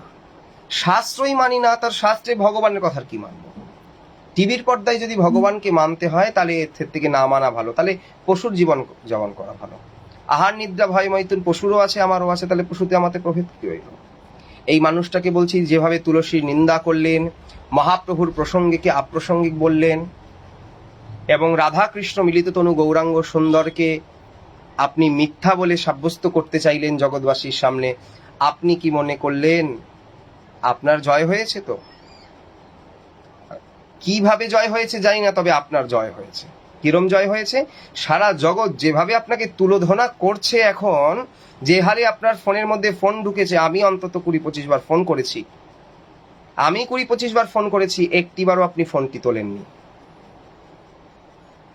আরো অন্যান্য মানুষদেরকে যখন আপনাকে ফোন করে কিছু জিজ্ঞেস করছেন, আপনি আবার তাদেরকে ভুল দেখাচ্ছেন। কি করে হয়? অদ্বৈত আচার্য প্রভুর ঘাট কোথায় নবদ্বীপে? আরে আপনি অদ্বৈত আচার্য প্রভুর ঘাটটা কোথায় পেলেন? নবদ্বীপে। নবদ্বীপে অদ্বৈতর ঘাট, নবদ্বীপে সচিমায়ের ঘাট, হতে পারে তারা ওই ঘাটে স্নান করতেন, কিন্তু এইরকম ভাবে কোথায় পেয়েছেন? আপনি আবার বলছেন শিবাস পণ্ডিতের লেখা, অমুকের লেখা। শিবাস পণ্ডিত কোন গ্রন্থটা লিখলো? সমস্ত গ্রন্থের আধার গ্রন্থই হচ্ছে শ্রীচৈতন্য চরিতামৃত। আবারও আপনাকে একটি কথা বলছি, শুনুন। নিশ্চয়ই বৃন্দাবনে গোপাল ভট্ট গোস্বামীর হৃদয় বিহারী সাক্ষাৎ স্বয়ম্ভ প্রকটিত রাধা রমন দেব ঠাকুরজিকে জানেন। গৌড়িয়ার সপ্ত দেবালয়ের এক দেবালয় শ্রী রাধা রমন ঠাকুর। এই ঠাকুর শ্রী রাধা রমন দেবের উত্তর সুরি অনুসারে বর্তমানে আছেন এক গোস্বামীজি, যার নাম শ্রী পুণ্ডরিক গোস্বামীজি। এই পুণ্ডরিক গোস্বামীজি আমার পরমারাধ্যতম শ্রী গুরুপাদ পদ্মের বিরহ উৎসবে ভাগবতী অনুষ্ঠানে ভাগবত সপ্তাহের আসনকে অলঙ্কৃত করে হরিকথা বলেছিলেন। সেই আসরে উনি একটি চৈতন্য চরিতামৃত নিয়ে একটি ব্যক্ত করেছিলেন একটি কথা। কি কথা বলেছিলেন? উনি বলেছিলেন চৈতন্য চরিতামৃত এমন একটি কথা গ্রন্থ, যে ধরুন এই জগতে খুব বন্যা এসেছে, সব জগৎ তলিয়ে যাচ্ছে, সেই মানুষ নিজেকে বাঁচাবে করে কি কিছু কিছু জিনিস বাঁচাবে, তো মানুষ একটি নৌকো দেখতে পেয়ে নৌকোর মধ্যে উঠেছে, নৌকোয় উঠে তার বাড়ির দরকারি জিনিসপত্রের মধ্যে কিছু গ্রন্থ তুলেছে, গ্রন্থ নিয়ে যাচ্ছে, যেতে যেতে যেতে যেতে দেখছে নৌকো তো ভারী হয়ে যাচ্ছে, কিছুতেই মানা যাচ্ছে না। তখন করলেন কি, সেই গ্রন্থের মধ্যে ছিল কি বেদ আদি, বলে বেদগুলোকে জলে দিয়ে দিল, বেদকে জলে দিয়ে দিল, বলে ডুবে যাচ্ছে বেদগুলো, বেদগুলো যাক, অন্যান্য তো আছেন, আরো ডুবে যাচ্ছে। উপনিষদ দিয়ে দিল, আরো কাকে? শ্রীমৎ ভাগবত গীতাকে দিলেন, ভাগবতকে দিলেন, রইল কি? শ্রী চৈতন্য চরিতামৃত। এই চৈতন্য চরিতামৃত কি ভাগবত আদি গীতার সার বস্তু চৈতন্য চরিতামৃত শ্রী চৈতন্য মহাপ্রভুর মহাজীবনের মধ্যে ব্যক্ত করা। আমরা নাই গৌড়িয়া বাঙালি, তাই মহাপ্রভু সম্বন্ধে বলি অবাঙালি। রাজেন্দ্র দাস বাবা অবাঙালি, নাভা দাসজি অবাঙালি, বৃন্দাবনের মহান সাধক ছিলেন ঠাকুরদাস বাবা থেকে আরম্ভ করে রাধা বাবা, যিনি মহাপ্রভুর প্রেমে সদা বিভোর থাকতেন। রামহর্ষণ দাসজি অযোধ্যায় থাকতেন, যার চোখের থেকে কখনো জল শুকাতো না। তাকে জিজ্ঞেস করতে বাবা সবসময় কাঁদেন, বলে চৈতন্য মহাপ্রভু নে বলা, জোর নাম লইলেই প্রেম হয় বহে অশ্রুধার। তার ঘরে রামানন্দী সাধু, অথচ তার ঘরের চতুর্দিকে শুধু শ্রীকৃষ্ণ চৈতন্য মহাপ্রভুর চিত্র। এই একটি দর্শনের সৌভাগ্য হয়েছিল মুরারি মোহন কুঞ্জের আচার্য মুরারিদাস বাবাজি মহারাজ এবং তার শিষ্য সুবল দা এবং খণ্ডবাসী বাবা গিয়েছিলেন তার দর্শনে, তখন একটি ভিডিও করেছিলেন, তাই সেই ভিডিওতে দেখা। এই অবাঙালি যারা যারা রামানন্দী আদি সাধু, নিম্বার কি সাধু হয়ে গেছে, তারা পর্যন্ত মহাপ্রভুকে প্রণাম করছেন, স্তুতি করছেন, স্তব করছেন, তার মহাজীবনকে আরাধনা করছেন। রাজেন্দ্র দাস বাবা বলছেন, যার হৃদয় পাথরের থেকেও যদি কঠোর, বজ্রের থেকেও যদি কঠোর হোক, সে যতই পাপী হোক না কেন, সেই ব্যক্তি একটি বারের জন্য যদি শ্রীচৈতন্য চরিতামৃতকে আস্বাদন করে, তার হৃদয়টা জলের মতন গলে যাবে, জলের মতন গলে যাবে যদি চৈতন্য চরিতামৃত। আর সেই চৈতন্য চরিতামৃত নামক গ্রন্থের উপরে আপনি আরোপ করে বাজে কথা বলছেন। আপনি জানেন আপনি ভুল তো করেছেন, আর পা দিয়েছেন সাপের গর্তের মধ্যে। সাপের গর্তে, সাপের গর্তে কি এখানে সাপের গর্ত কোথা থেকে আসলো? হ্যাঁ, সাপের গর্তে পা দিয়েছেন, আর সাপের লেজে পা পড়েছে, সাপ তো দংশাবেই আপনাকে। আমরা নিতাই কিঙ্কর, নিতাই দাস, যত গৌড়ীয় বৈষ্ণব, তাদের প্রত্যেকের হৃদয়ে হৃদিবিহারী হয়ে নিতাই গৌরসুন্দর সীতানাথ বিরাজমান রয়েছেন। চৈতন্য চরিতামৃত মানে স্বয়ং শ্রীকৃষ্ণ চৈতন্য মহাপ্রভু তিনি নিজে। আর চৈতন্য চরিতামৃতের নিন্দা করেছেন মানে নিতাই চাঁদকে রুষ্ট করেছেন। নিতাই চাঁদ বলছেন, ভজ গৌরাঙ্গ কহ গৌরাঙ্গ লহ গৌরাঙ্গের নাম রে, যে জন গৌরাঙ্গ ভজে সে হয় আমার প্রাণ রে। আপনি চৈতন্য চরিতামৃতের নিন্দা করে নিত্যানন্দ প্রভুকে রাগিয়েছেন, যদিও অক্রোধ পরমানন্দ, নিতাই চাঁদের রাগ হয় না, তারপরেও যদি তার প্রাণপ্রিয় গৌর সুন্দরকে নিয়ে যদি কেউ বাজে কথা বলে, নিতাই চাঁদ দুঃখ পায়। আর প্রভু নিতাই যদি কোথাও দুঃখ পায়, সেখানে মহাপ্রভু সুখী হতে পারে না। বলে কেন? শোনো হে রাঘবতরে নিজ গোপ্য কই, আমারও দ্বিতীয় নাহি নিত্যানন্দ বই। এই নিত্যানন্দ যাহা করয়ে আমারে, সেই মতে করি আমি কহিয়ে তোমারে। আমার যতেক কর্ম নিত্যানন্দ দ্বারে, এই মতে অকপট কহিয়ে তোমারে। নিতাই ছাড়া আমার দ্বিতীয়ই নাই। তাহলে চৈতন্য চৈতামৃতের নিন্দা করে আপনি নিতাই চাঁদকে কষ্ট দিয়েছেন, আবার নিতাই চাঁদ কষ্ট পেয়েছেন মানে মহাপ্রভুও কষ্ট পেয়েছেন, আর তারপরে অগণিত গৌর ভক্তবৃন্দ আপনার আচরণে কষ্ট পেয়েছে। আপনি কি মানুষ পার পেয়ে যাবেন? যাবেন না। শুধু আপনাকেই নয়, এই রকম বর্তমান সমাজে অনেক শাক্ত এবং অনেক শৈবরা হয়েছে যারা প্রকৃতার্থেও শাক্ত নয়, প্রকৃতার্থেও শৈব নয়। যদি প্রকৃতার্থে শাক্ত বা শৈব হয়ে থাকে তাহলে বৈষ্ণব ভাবধারার প্রতি পুনঃ পুনঃ প্রত্যেকটি ক্ষেত্রে প্রত্যেকটি সময় আঘাত দিয়ে কথা বলতেন না। এই যে ব্যক্তিটির যে ভিডিওটি নিয়ে খুবই হলো, আমাকে একজন এইটার লিঙ্ক পাঠিয়ে বলছে, দাদা দেখো সেইখানে একটি শাক্ত ছেলে দেখছি, সেখানে কমেন্ট করছে, ঠাকুর আমি হাসবো না কাঁদবো। তার মানে সে মজা পাচ্ছে মহাপ্রভুকে নিয়ে বলতে।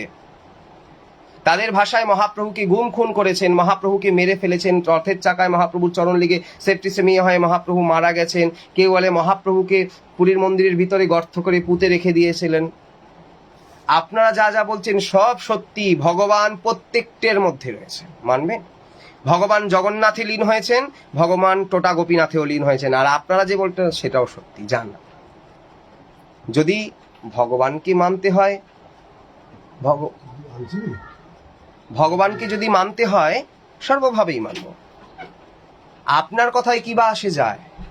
আপনি যদি মনে করেন ভগবান কৃষ্ণকেও তো তীরবিদ্ধ করেছিলেন, কৃষ্ণ তো শরীর রেখে আবার অপ্রাকৃত নবীন মদন রূপ ধারণ করে পুষ্পরাতে গোলকে ফিরলেন। তাই কৃষ্ণের তীরবিদ্ধ হয়েছে, রামচন্দ্র সরজু নদীতে আত্মবিসর্জন দিয়েছেন, তা বলে কি রাম ভগবান নয়? কৃষ্ণ এইভাবে তীরবিদ্ধ হয়ে নিজের দেহকে ত্যাগ করেছেন বলে কি কৃষ্ণ ভগবান নয়? বলেন শুনুন, এই জগতে দেহ ধারণ করে এসেছেন বলে মৃত্যুর লোককে হয়তো আশ্রয় করতে হবে বা হয়েছে বা করেছে, তার জন্য যে তিনি ভগবান নয় এটা মানা যাবে না। ভগবান একসাথে বহু জায়গায় থাকতে পারেন, বহু ভাবে থাকতে পারেন, বহু কিছুতে থাকতে পারেন। ভগবানকে আমি জীব কতটুকু বুঝবো? আমি জীব কতটুকু বুঝবো? বহু সাধকের জীবনীতে জানা গেছে ভগবত চরণে প্রেম পেয়ে ভগবত দর্শন করেছেন মাত্র বাকরুদ্ধ হয়ে গেছেন। প্রভু শ্রী জগৎবন্ধু সুন্দর রাধা নাম উচ্চারণ করতে পারতেন না, রাধারানীর সাক্ষাৎ প্রত্যক্ষ দর্শন তো দূরের কথা, ভগবানের প্রভু জগৎবন্ধু সুন্দর রাধা নাম উচ্চারণ করলেই মূর্ছা চলে যেত। নবদ্বীপ শিবাসঙ্গনের প্রাণপুরুষ প্রভু শ্রীজীব গোস্বামী রাধা নাম করতে করতে বর্ণ বিবর্ণ হয়ে যেত। হৃদয়ানন্দ বাবা লীলা প্রসঙ্গ বলতে বলতে ডুবে যেতেন। চন্দ্রশেখর বাবা অন্ধকার ঘরে বসে জপ করছেন, শরীর থেকে জ্যোতি বেরোচ্ছেন। প্রাণকৃষ্ণ বাবা 100 বছরের কাছে বয়স হয়েও এখনো পর্যন্ত কিভাবে দৌড়ে বেড়াচ্ছেন রাধাকুণ্ডে দেখুন। বিনোদ বাবা এক কুটিয়ায় বসে ভজন করছেন, তার প্রভাব প্রতাপ কিভাবে বৃন্দাবন তথা চতুর সম্প্রদায় বৈষ্ণবদের কিভাবে ডেকে ডেকে মানে তার ভজনের প্রভাবে ডেকে নিয়ে আসছেন। বিনোদ বাবার প্রিয়া কুটিরে সব মহাত্মারা এসে দর্শন দিয়ে যাচ্ছেন। আর আমি আমার গুরু পাদপদ্মের কথা কি বলবো, আপনারা তো জানেন।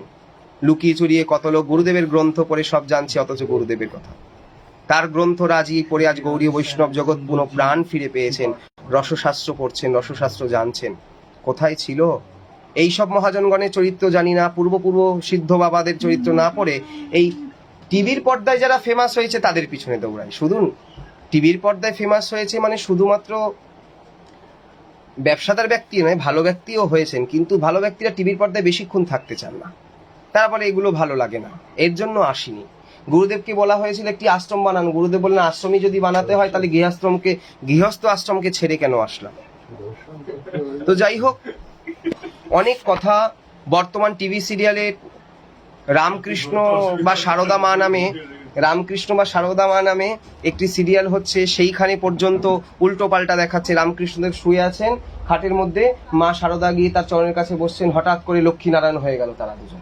কোথায় পেয়েছেন রামকৃষ্ণদেব নারায়ণ হয়ে গেল, সারদা মা লক্ষ্মী হয়ে গেল? এই সব প্রডিউসার আজকাল করছেন, এই সব শুরু করেছেন। অথচ সেই রামকৃষ্ণ সিরিয়াল হোক বা সারদা মা হোক কিংবা রানী রাসমণি হোক কিংবা মহাপ্রভুর সিরিয়াল হোক কিংবা কৃষ্ণ হোক, তার মধ্যে মিথ্যে কথা উল্টো পাল্টা গোজাখুরি না দিলে সেই এটা মার্কেট পাচ্ছে না সিরিয়ালটা। দুনিয়ার গোজাখুরি দিয়ে বলবার কেউ নেই। প্রভুপাদ রাধা বিনোদ গোস্বামী এবং আর কয়েকজন মিলে এই মহাপ্রভু সিরিয়ালটার উপর একটু প্রতিবাদে গর্জে উঠেছিলেন, তারপর থেকে আর কাউকে দেখিনি জীবনে। কারণ টিভির পর্দায় এগুলো দেখতে ভালো লাগে, শুনতে ভালো লাগে, মনোরঞ্জিত হয়, এসব দিয়ে করবো কি? ধর্মকথা তো টিভিতেই জানা যায়, কেউ আর গ্রন্থ খুলে পড়বো? বর্তমানে ধর্ম এসে ঠেকেছে মদের বোতল এবং ভাতের হাঁড়িতে। কালী পুজো হলে মদের বোতল চাই, খাওয়ার চাই, বা কারো বাড়িতে যদি পুজো হয় চাই, বা কেউ মারা গেছে শ্মশানে যাব তাও মদ খেয়ে যেতে হবে, আবার শ্রাদ্ধের দিন যদি পাবদা মাছ না করো তাহলে যাব না ভাই। এখন ইলিশের সময় ইলিশ করবে, পাবদা করবে, তবে তোমার বাবার শ্রাদ্ধে যাব। তার মানে এখন মানুষ শ্মশানে গিয়ে পুরাতেও যায়, মানে শ্রাদ্ধে এক হাত কবজি ডুবিয়ে খাবো আর মদটা খেতে পারবো ফকেটিয়া। তাহলে এখন ধর্ম এসে ঠেকেছে মদের হাঁড়ি আর এই মদের বোতল আর ভাতের হাঁড়িতে। কি খাওয়াবি বল, তাহলে তোর বাড়িতে পুজোয় যাব, তা না হলে যাব না। এই সব ব্যক্তির কখনোই চেতনা আসতে পারে না। কি করব, হয়ে গেছে। যাই হোক, অনেক কথা বলেছি, লিখে রেখে বলতে হয়েছে, ভুলে যাব বলে প্রসঙ্গগুলো লিখে রেখেছিলাম।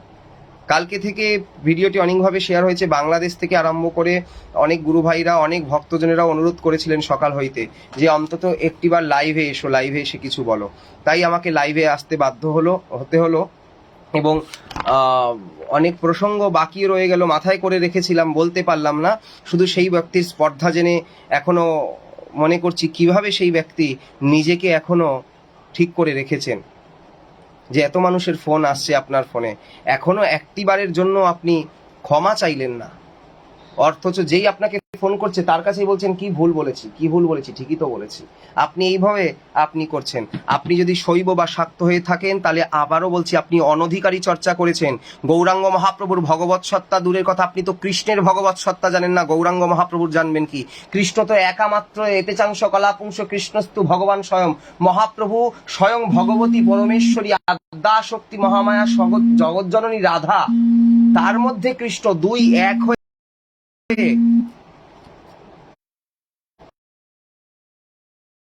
প্রভু হয়েছেন। আপনি কৃষ্ণকে চেনেন না, কৃষ্ণ চৈতন্য মহাপ্রভুকে কিভাবে বুঝবেন?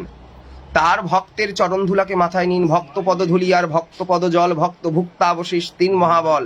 ভক্ত চরণে গিয়ে প্রণাম করুন, ক্ষমা চান, প্রার্থনা করুন যদি বাঁচতে চান।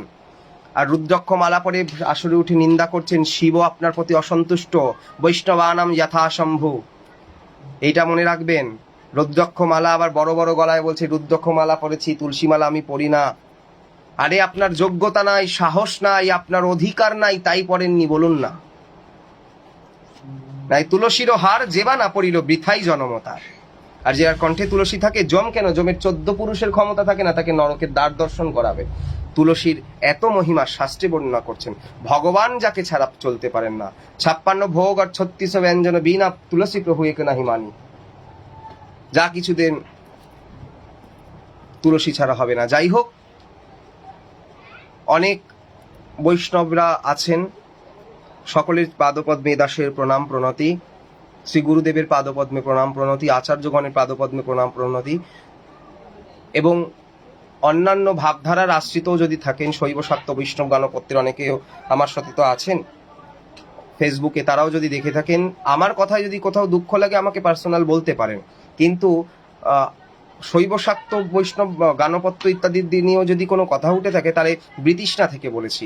বর্তমানে ফেসবুকে বৈষ্ণবদের সম্বন্ধে বাজে কথা বলতে বলতে তাদের একটা হ্যাবিচুয়েট হয়ে গেছে, কারণ গৌড়ীয় বৈষ্ণবরা চুপ করে থাকে, কিছু বলে না।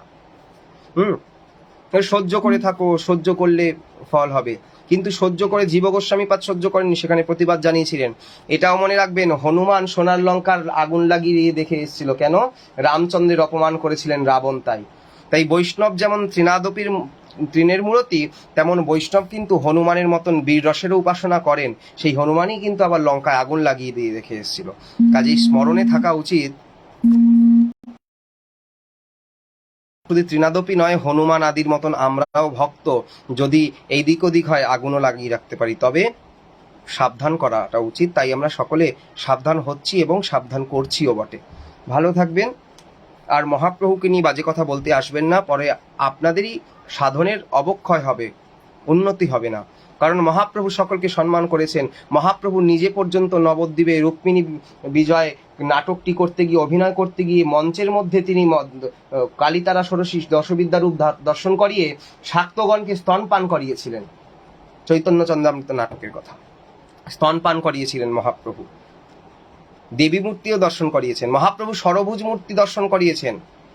এরপরেও মহাপ্রভুর ভগবত সত্তা নিয়ে বেদ আদি উপনিষদে আছেন। এই কিছু কিছু বর্তমানে কিছু কিছু ব্যক্তি যারা নিজেদেরকে শাক্ত শৈব বলেন, বারে বারে শাক্ত শৈব বলছি এই কারণে, এই শাক্ত শৈব কিছু ব্যক্তিরা খুব নোংরা ভাবে মহাপ্রভু সম্বন্ধে বাজে কথা বলেন, খুব নোংরা নোংরা কথা। আবার মহাপ্রভুকে তো অবতার মানবেই না, তার সাথে বাজে কথা নোংরা কথা বলবেন। শুনুন, কলিযুগে যদি ভগবত অবতার হয়ে থাকে তাহলে কলিযুগের শেষ ভগবত অবতার একমাত্র শ্রীকৃষ্ণ চৈতন্য মহাপ্রভু, প্রমাণিত। তারপরে কোনো ভগবত অবতার হয়নি। ভগবানের লীলাবতার, গুণাবতার, অংশাবতার, কলাবতার ইত্যাদি অনেক অবতার হতে পারে, কিন্তু ভগবানের ভগবত অবতার ভগবান কৃষ্ণ চৈতন্য মহাপ্রভু ছাড়া কোনো অবতার হয়নি। যে যে যার যার সাধকের কাছে তার আপন আপন গুরুদেবও ভগবান। তা বলে তাহলে তো যার যার সাধকের অখণ্ড সাধক, অখণ্ড গুরু তত্ত্ব আছে এই জগতে, তাহলে সব গুরুর নামই যদি এখন ভগবানের মধ্যে দিয়ে রাখি তাহলে হবে না। হ্যাঁ, আমি বাঘের বাচ্চা, বাঘ নেউলে নয়। আমার সম্প্রদায় নিয়ে, আমার মহাপ্রভুকে নিয়ে যদি কেউ কিছু বলে তাহলে আমি ছেড়ে কথা বলবো না। যদি মরতে হয় তাও মরবো।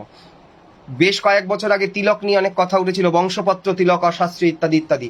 তখন প্রতিবাদ জানিয়েছিলাম, পাশে থাকবার কেউ ছিল না, মুখে মুখে অনেক ছিল, কিন্তু নবদ্বীপ থেকে কেউ আমাকে বলেছিল কেন এটা করছো, এটা করলে ঠিক নয়, তারা আমার পাশে দাঁড়িয়েছে।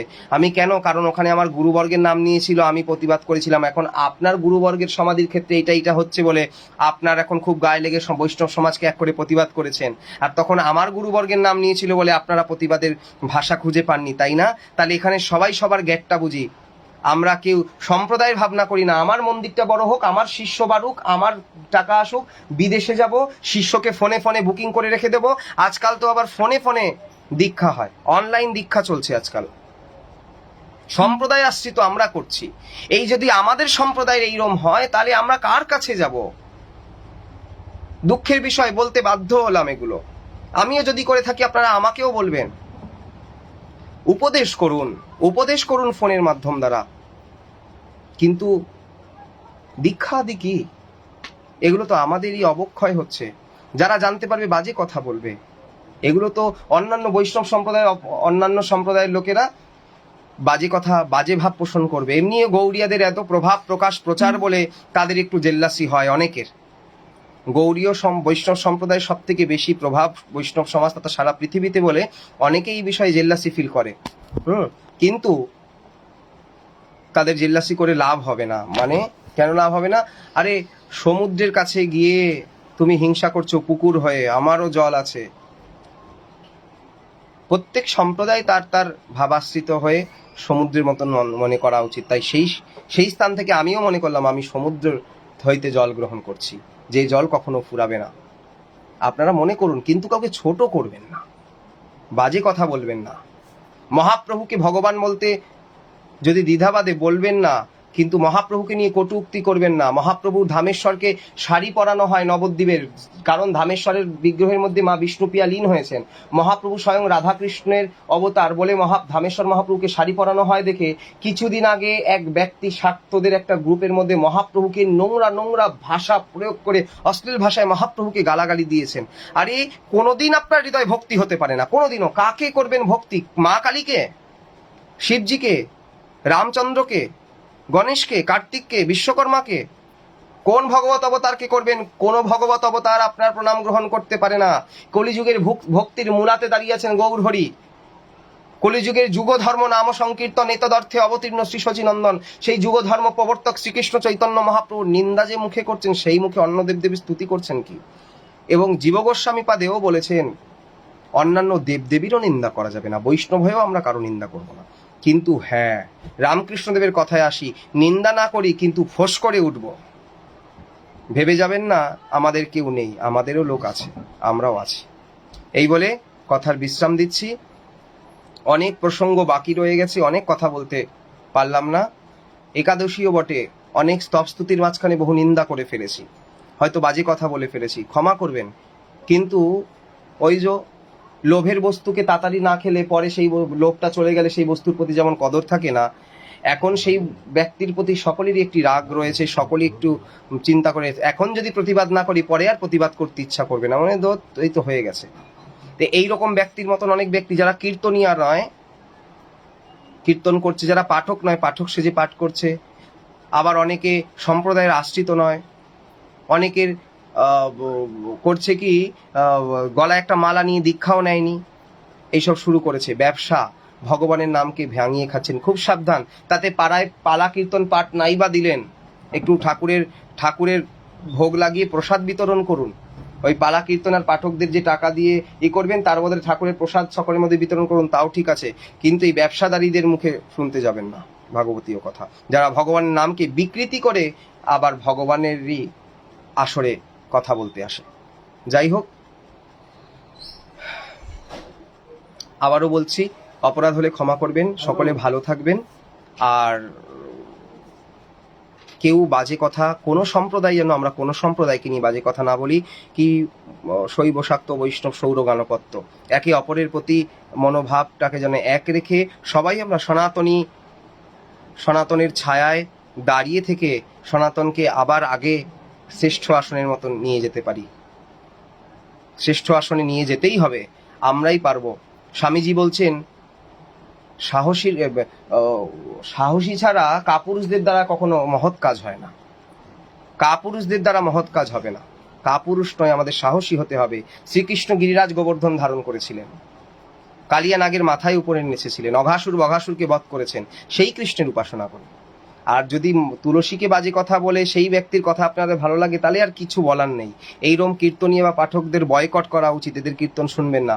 এরা কখনো বলে বসবে কৃষ্ণ তো চোর, কৃষ্ণ তো চরিত্রহীন, রামচন্দ্র তো বনে গিয়ে মাংস খেয়েছিল, মহাপ্রভু তো মাকে ধরে মেরেছিল। এইসব কীর্তনীয় বা এইসব ব্যক্তিদের মুখে এইসব কথাই শোভনীয়, কারণ তারা এইসব ছাড়া আর কিছু জানে না। ভালো থাকবেন এবং কাউকে কোনোভাবে যেন আমরা উদ্বেগ না দিই। আজ হরিবাসর তিথি, হরিবাসর তিথিতে সকলকে প্রণাম জানাই। যদি আপনাদের এই আমার কথা শুনে কষ্ট পান, আমাকে ক্ষমা করবেন। যদি কোনো বিষয় ভালো লাগে, তাহলে মনে করবেন না যে আমি বলেছি, ভগবান যদি কিছু করিয়েছেন তাই বলতে সাহস করেছিলাম, তাই বলতে পেরেছি বা বলিয়েছেন। আর বারে বারে একটা নিবেদন, প্রার্থনা, আমরা কেউ যেন কাউকে নিন্দা না করে এগিয়ে যেতে পারি। নিন্দা না করে, নিন্দুকেরও নিন্দা করতে নেই, গোস্বামীপাদ বলছেন, গুরু মহারাজও বলেছেন, নিন্দুকেরও নিন্দা করতে নেই। তবে হ্যাঁ, একটু প্রতিবাদ থাকা দরকার, নাইলে পরে সবাই বাজে ভাবে তুলোধনা করবে। শিরদাঁড়াটা এখনো আছে, ভেঙে যায়নি, এটা মনে রাখবেন। যতক্ষণ শিরদাঁড়া আছে, শির সোজা করে দাঁড়ান, সোজা করে বসুন, কারণ বয়স হলে তো তখন আর পারবো না। এখন যখন শিরদাঁড়া হয়েছে, সোজা হয়ে দাঁড়াবো। এই বলে কথার বিশ্রাম দিচ্ছি। ভালো থাকবেন। আর একাদশীর প্রণাম সকলকে। শ্রীহরি বাসরে হরি কীর্তন বিধান, নিত্য আরম্ভিলা প্রভু জগতেরও প্রাণ, পূর্ণবন্ত শিবাশয় অঙ্গনে শুভারম্ভ, উঠিল কীর্তন ধ্বনি গোপাল গোবিন্দ, সবার অঙ্গিতে শোভে শ্রীচন্দনমালা, সবাই গায়েন কৃষ্ণ প্রেমিতে বিহলা, মৃদঙ্গ মন্দিরা বাজে শঙ্খ করতাল, সংকীর্তন রঙ্গে সবে হইল মিশাল, চৌদিকে মঙ্গল শ্রী হরি সংকীর্তন, মধ্যে নাচে জগন্নাথ মিশ্রের নন্দন, যার নামানন্দে শিব বসন না জানে, যার রসে নাচেন শিব সে নাচে আপনে, যার নামে বাল্মীকি হইল তপধন, যার নামে অজামিল পাইল মোচন, যার নাম লইয়া সুখ নারদ বেড়ায়, যাহার সহস্র বদনে ফণি যার গুণ গায়, সর্বমহা প্রায়শ্চিত্ত যে প্রভুর নাম, সে প্রভু নাচয় দেখে যত ভাগ্যবান, নিজানন্দে মালা নাহি রহে গলায়, ছিড়িয়া পরয়ে গিয়া ভক্তের গায়, শ্রীকৃষ্ণ চৈতন্য নিত্যানন্দ চাঁদ জানো, বৃন্দাবন দাস তুসু কত যুগে গানো। হরে কৃষ্ণ কৃষ্ণ কৃষ্ণ হরে হরে, হরে রাম রাম রাম হরে হরে। জয় নিতাই, জয় গৌর হরি, জয় শ্রী রাধে, হরে কৃষ্ণ, জয় গৌর হরি, জয় নিতাই, জয় নিতাই। বাঞ্ছা কল্পতরুভ্যস্য কৃপা সিন্ধুভ্যেব চ পতিতানাং পাবনেভ্যো বৈষ্ণবেভ্যো নমঃ। জয় নিত্যানন্দ রাম, জয় গৌর গুণধাম।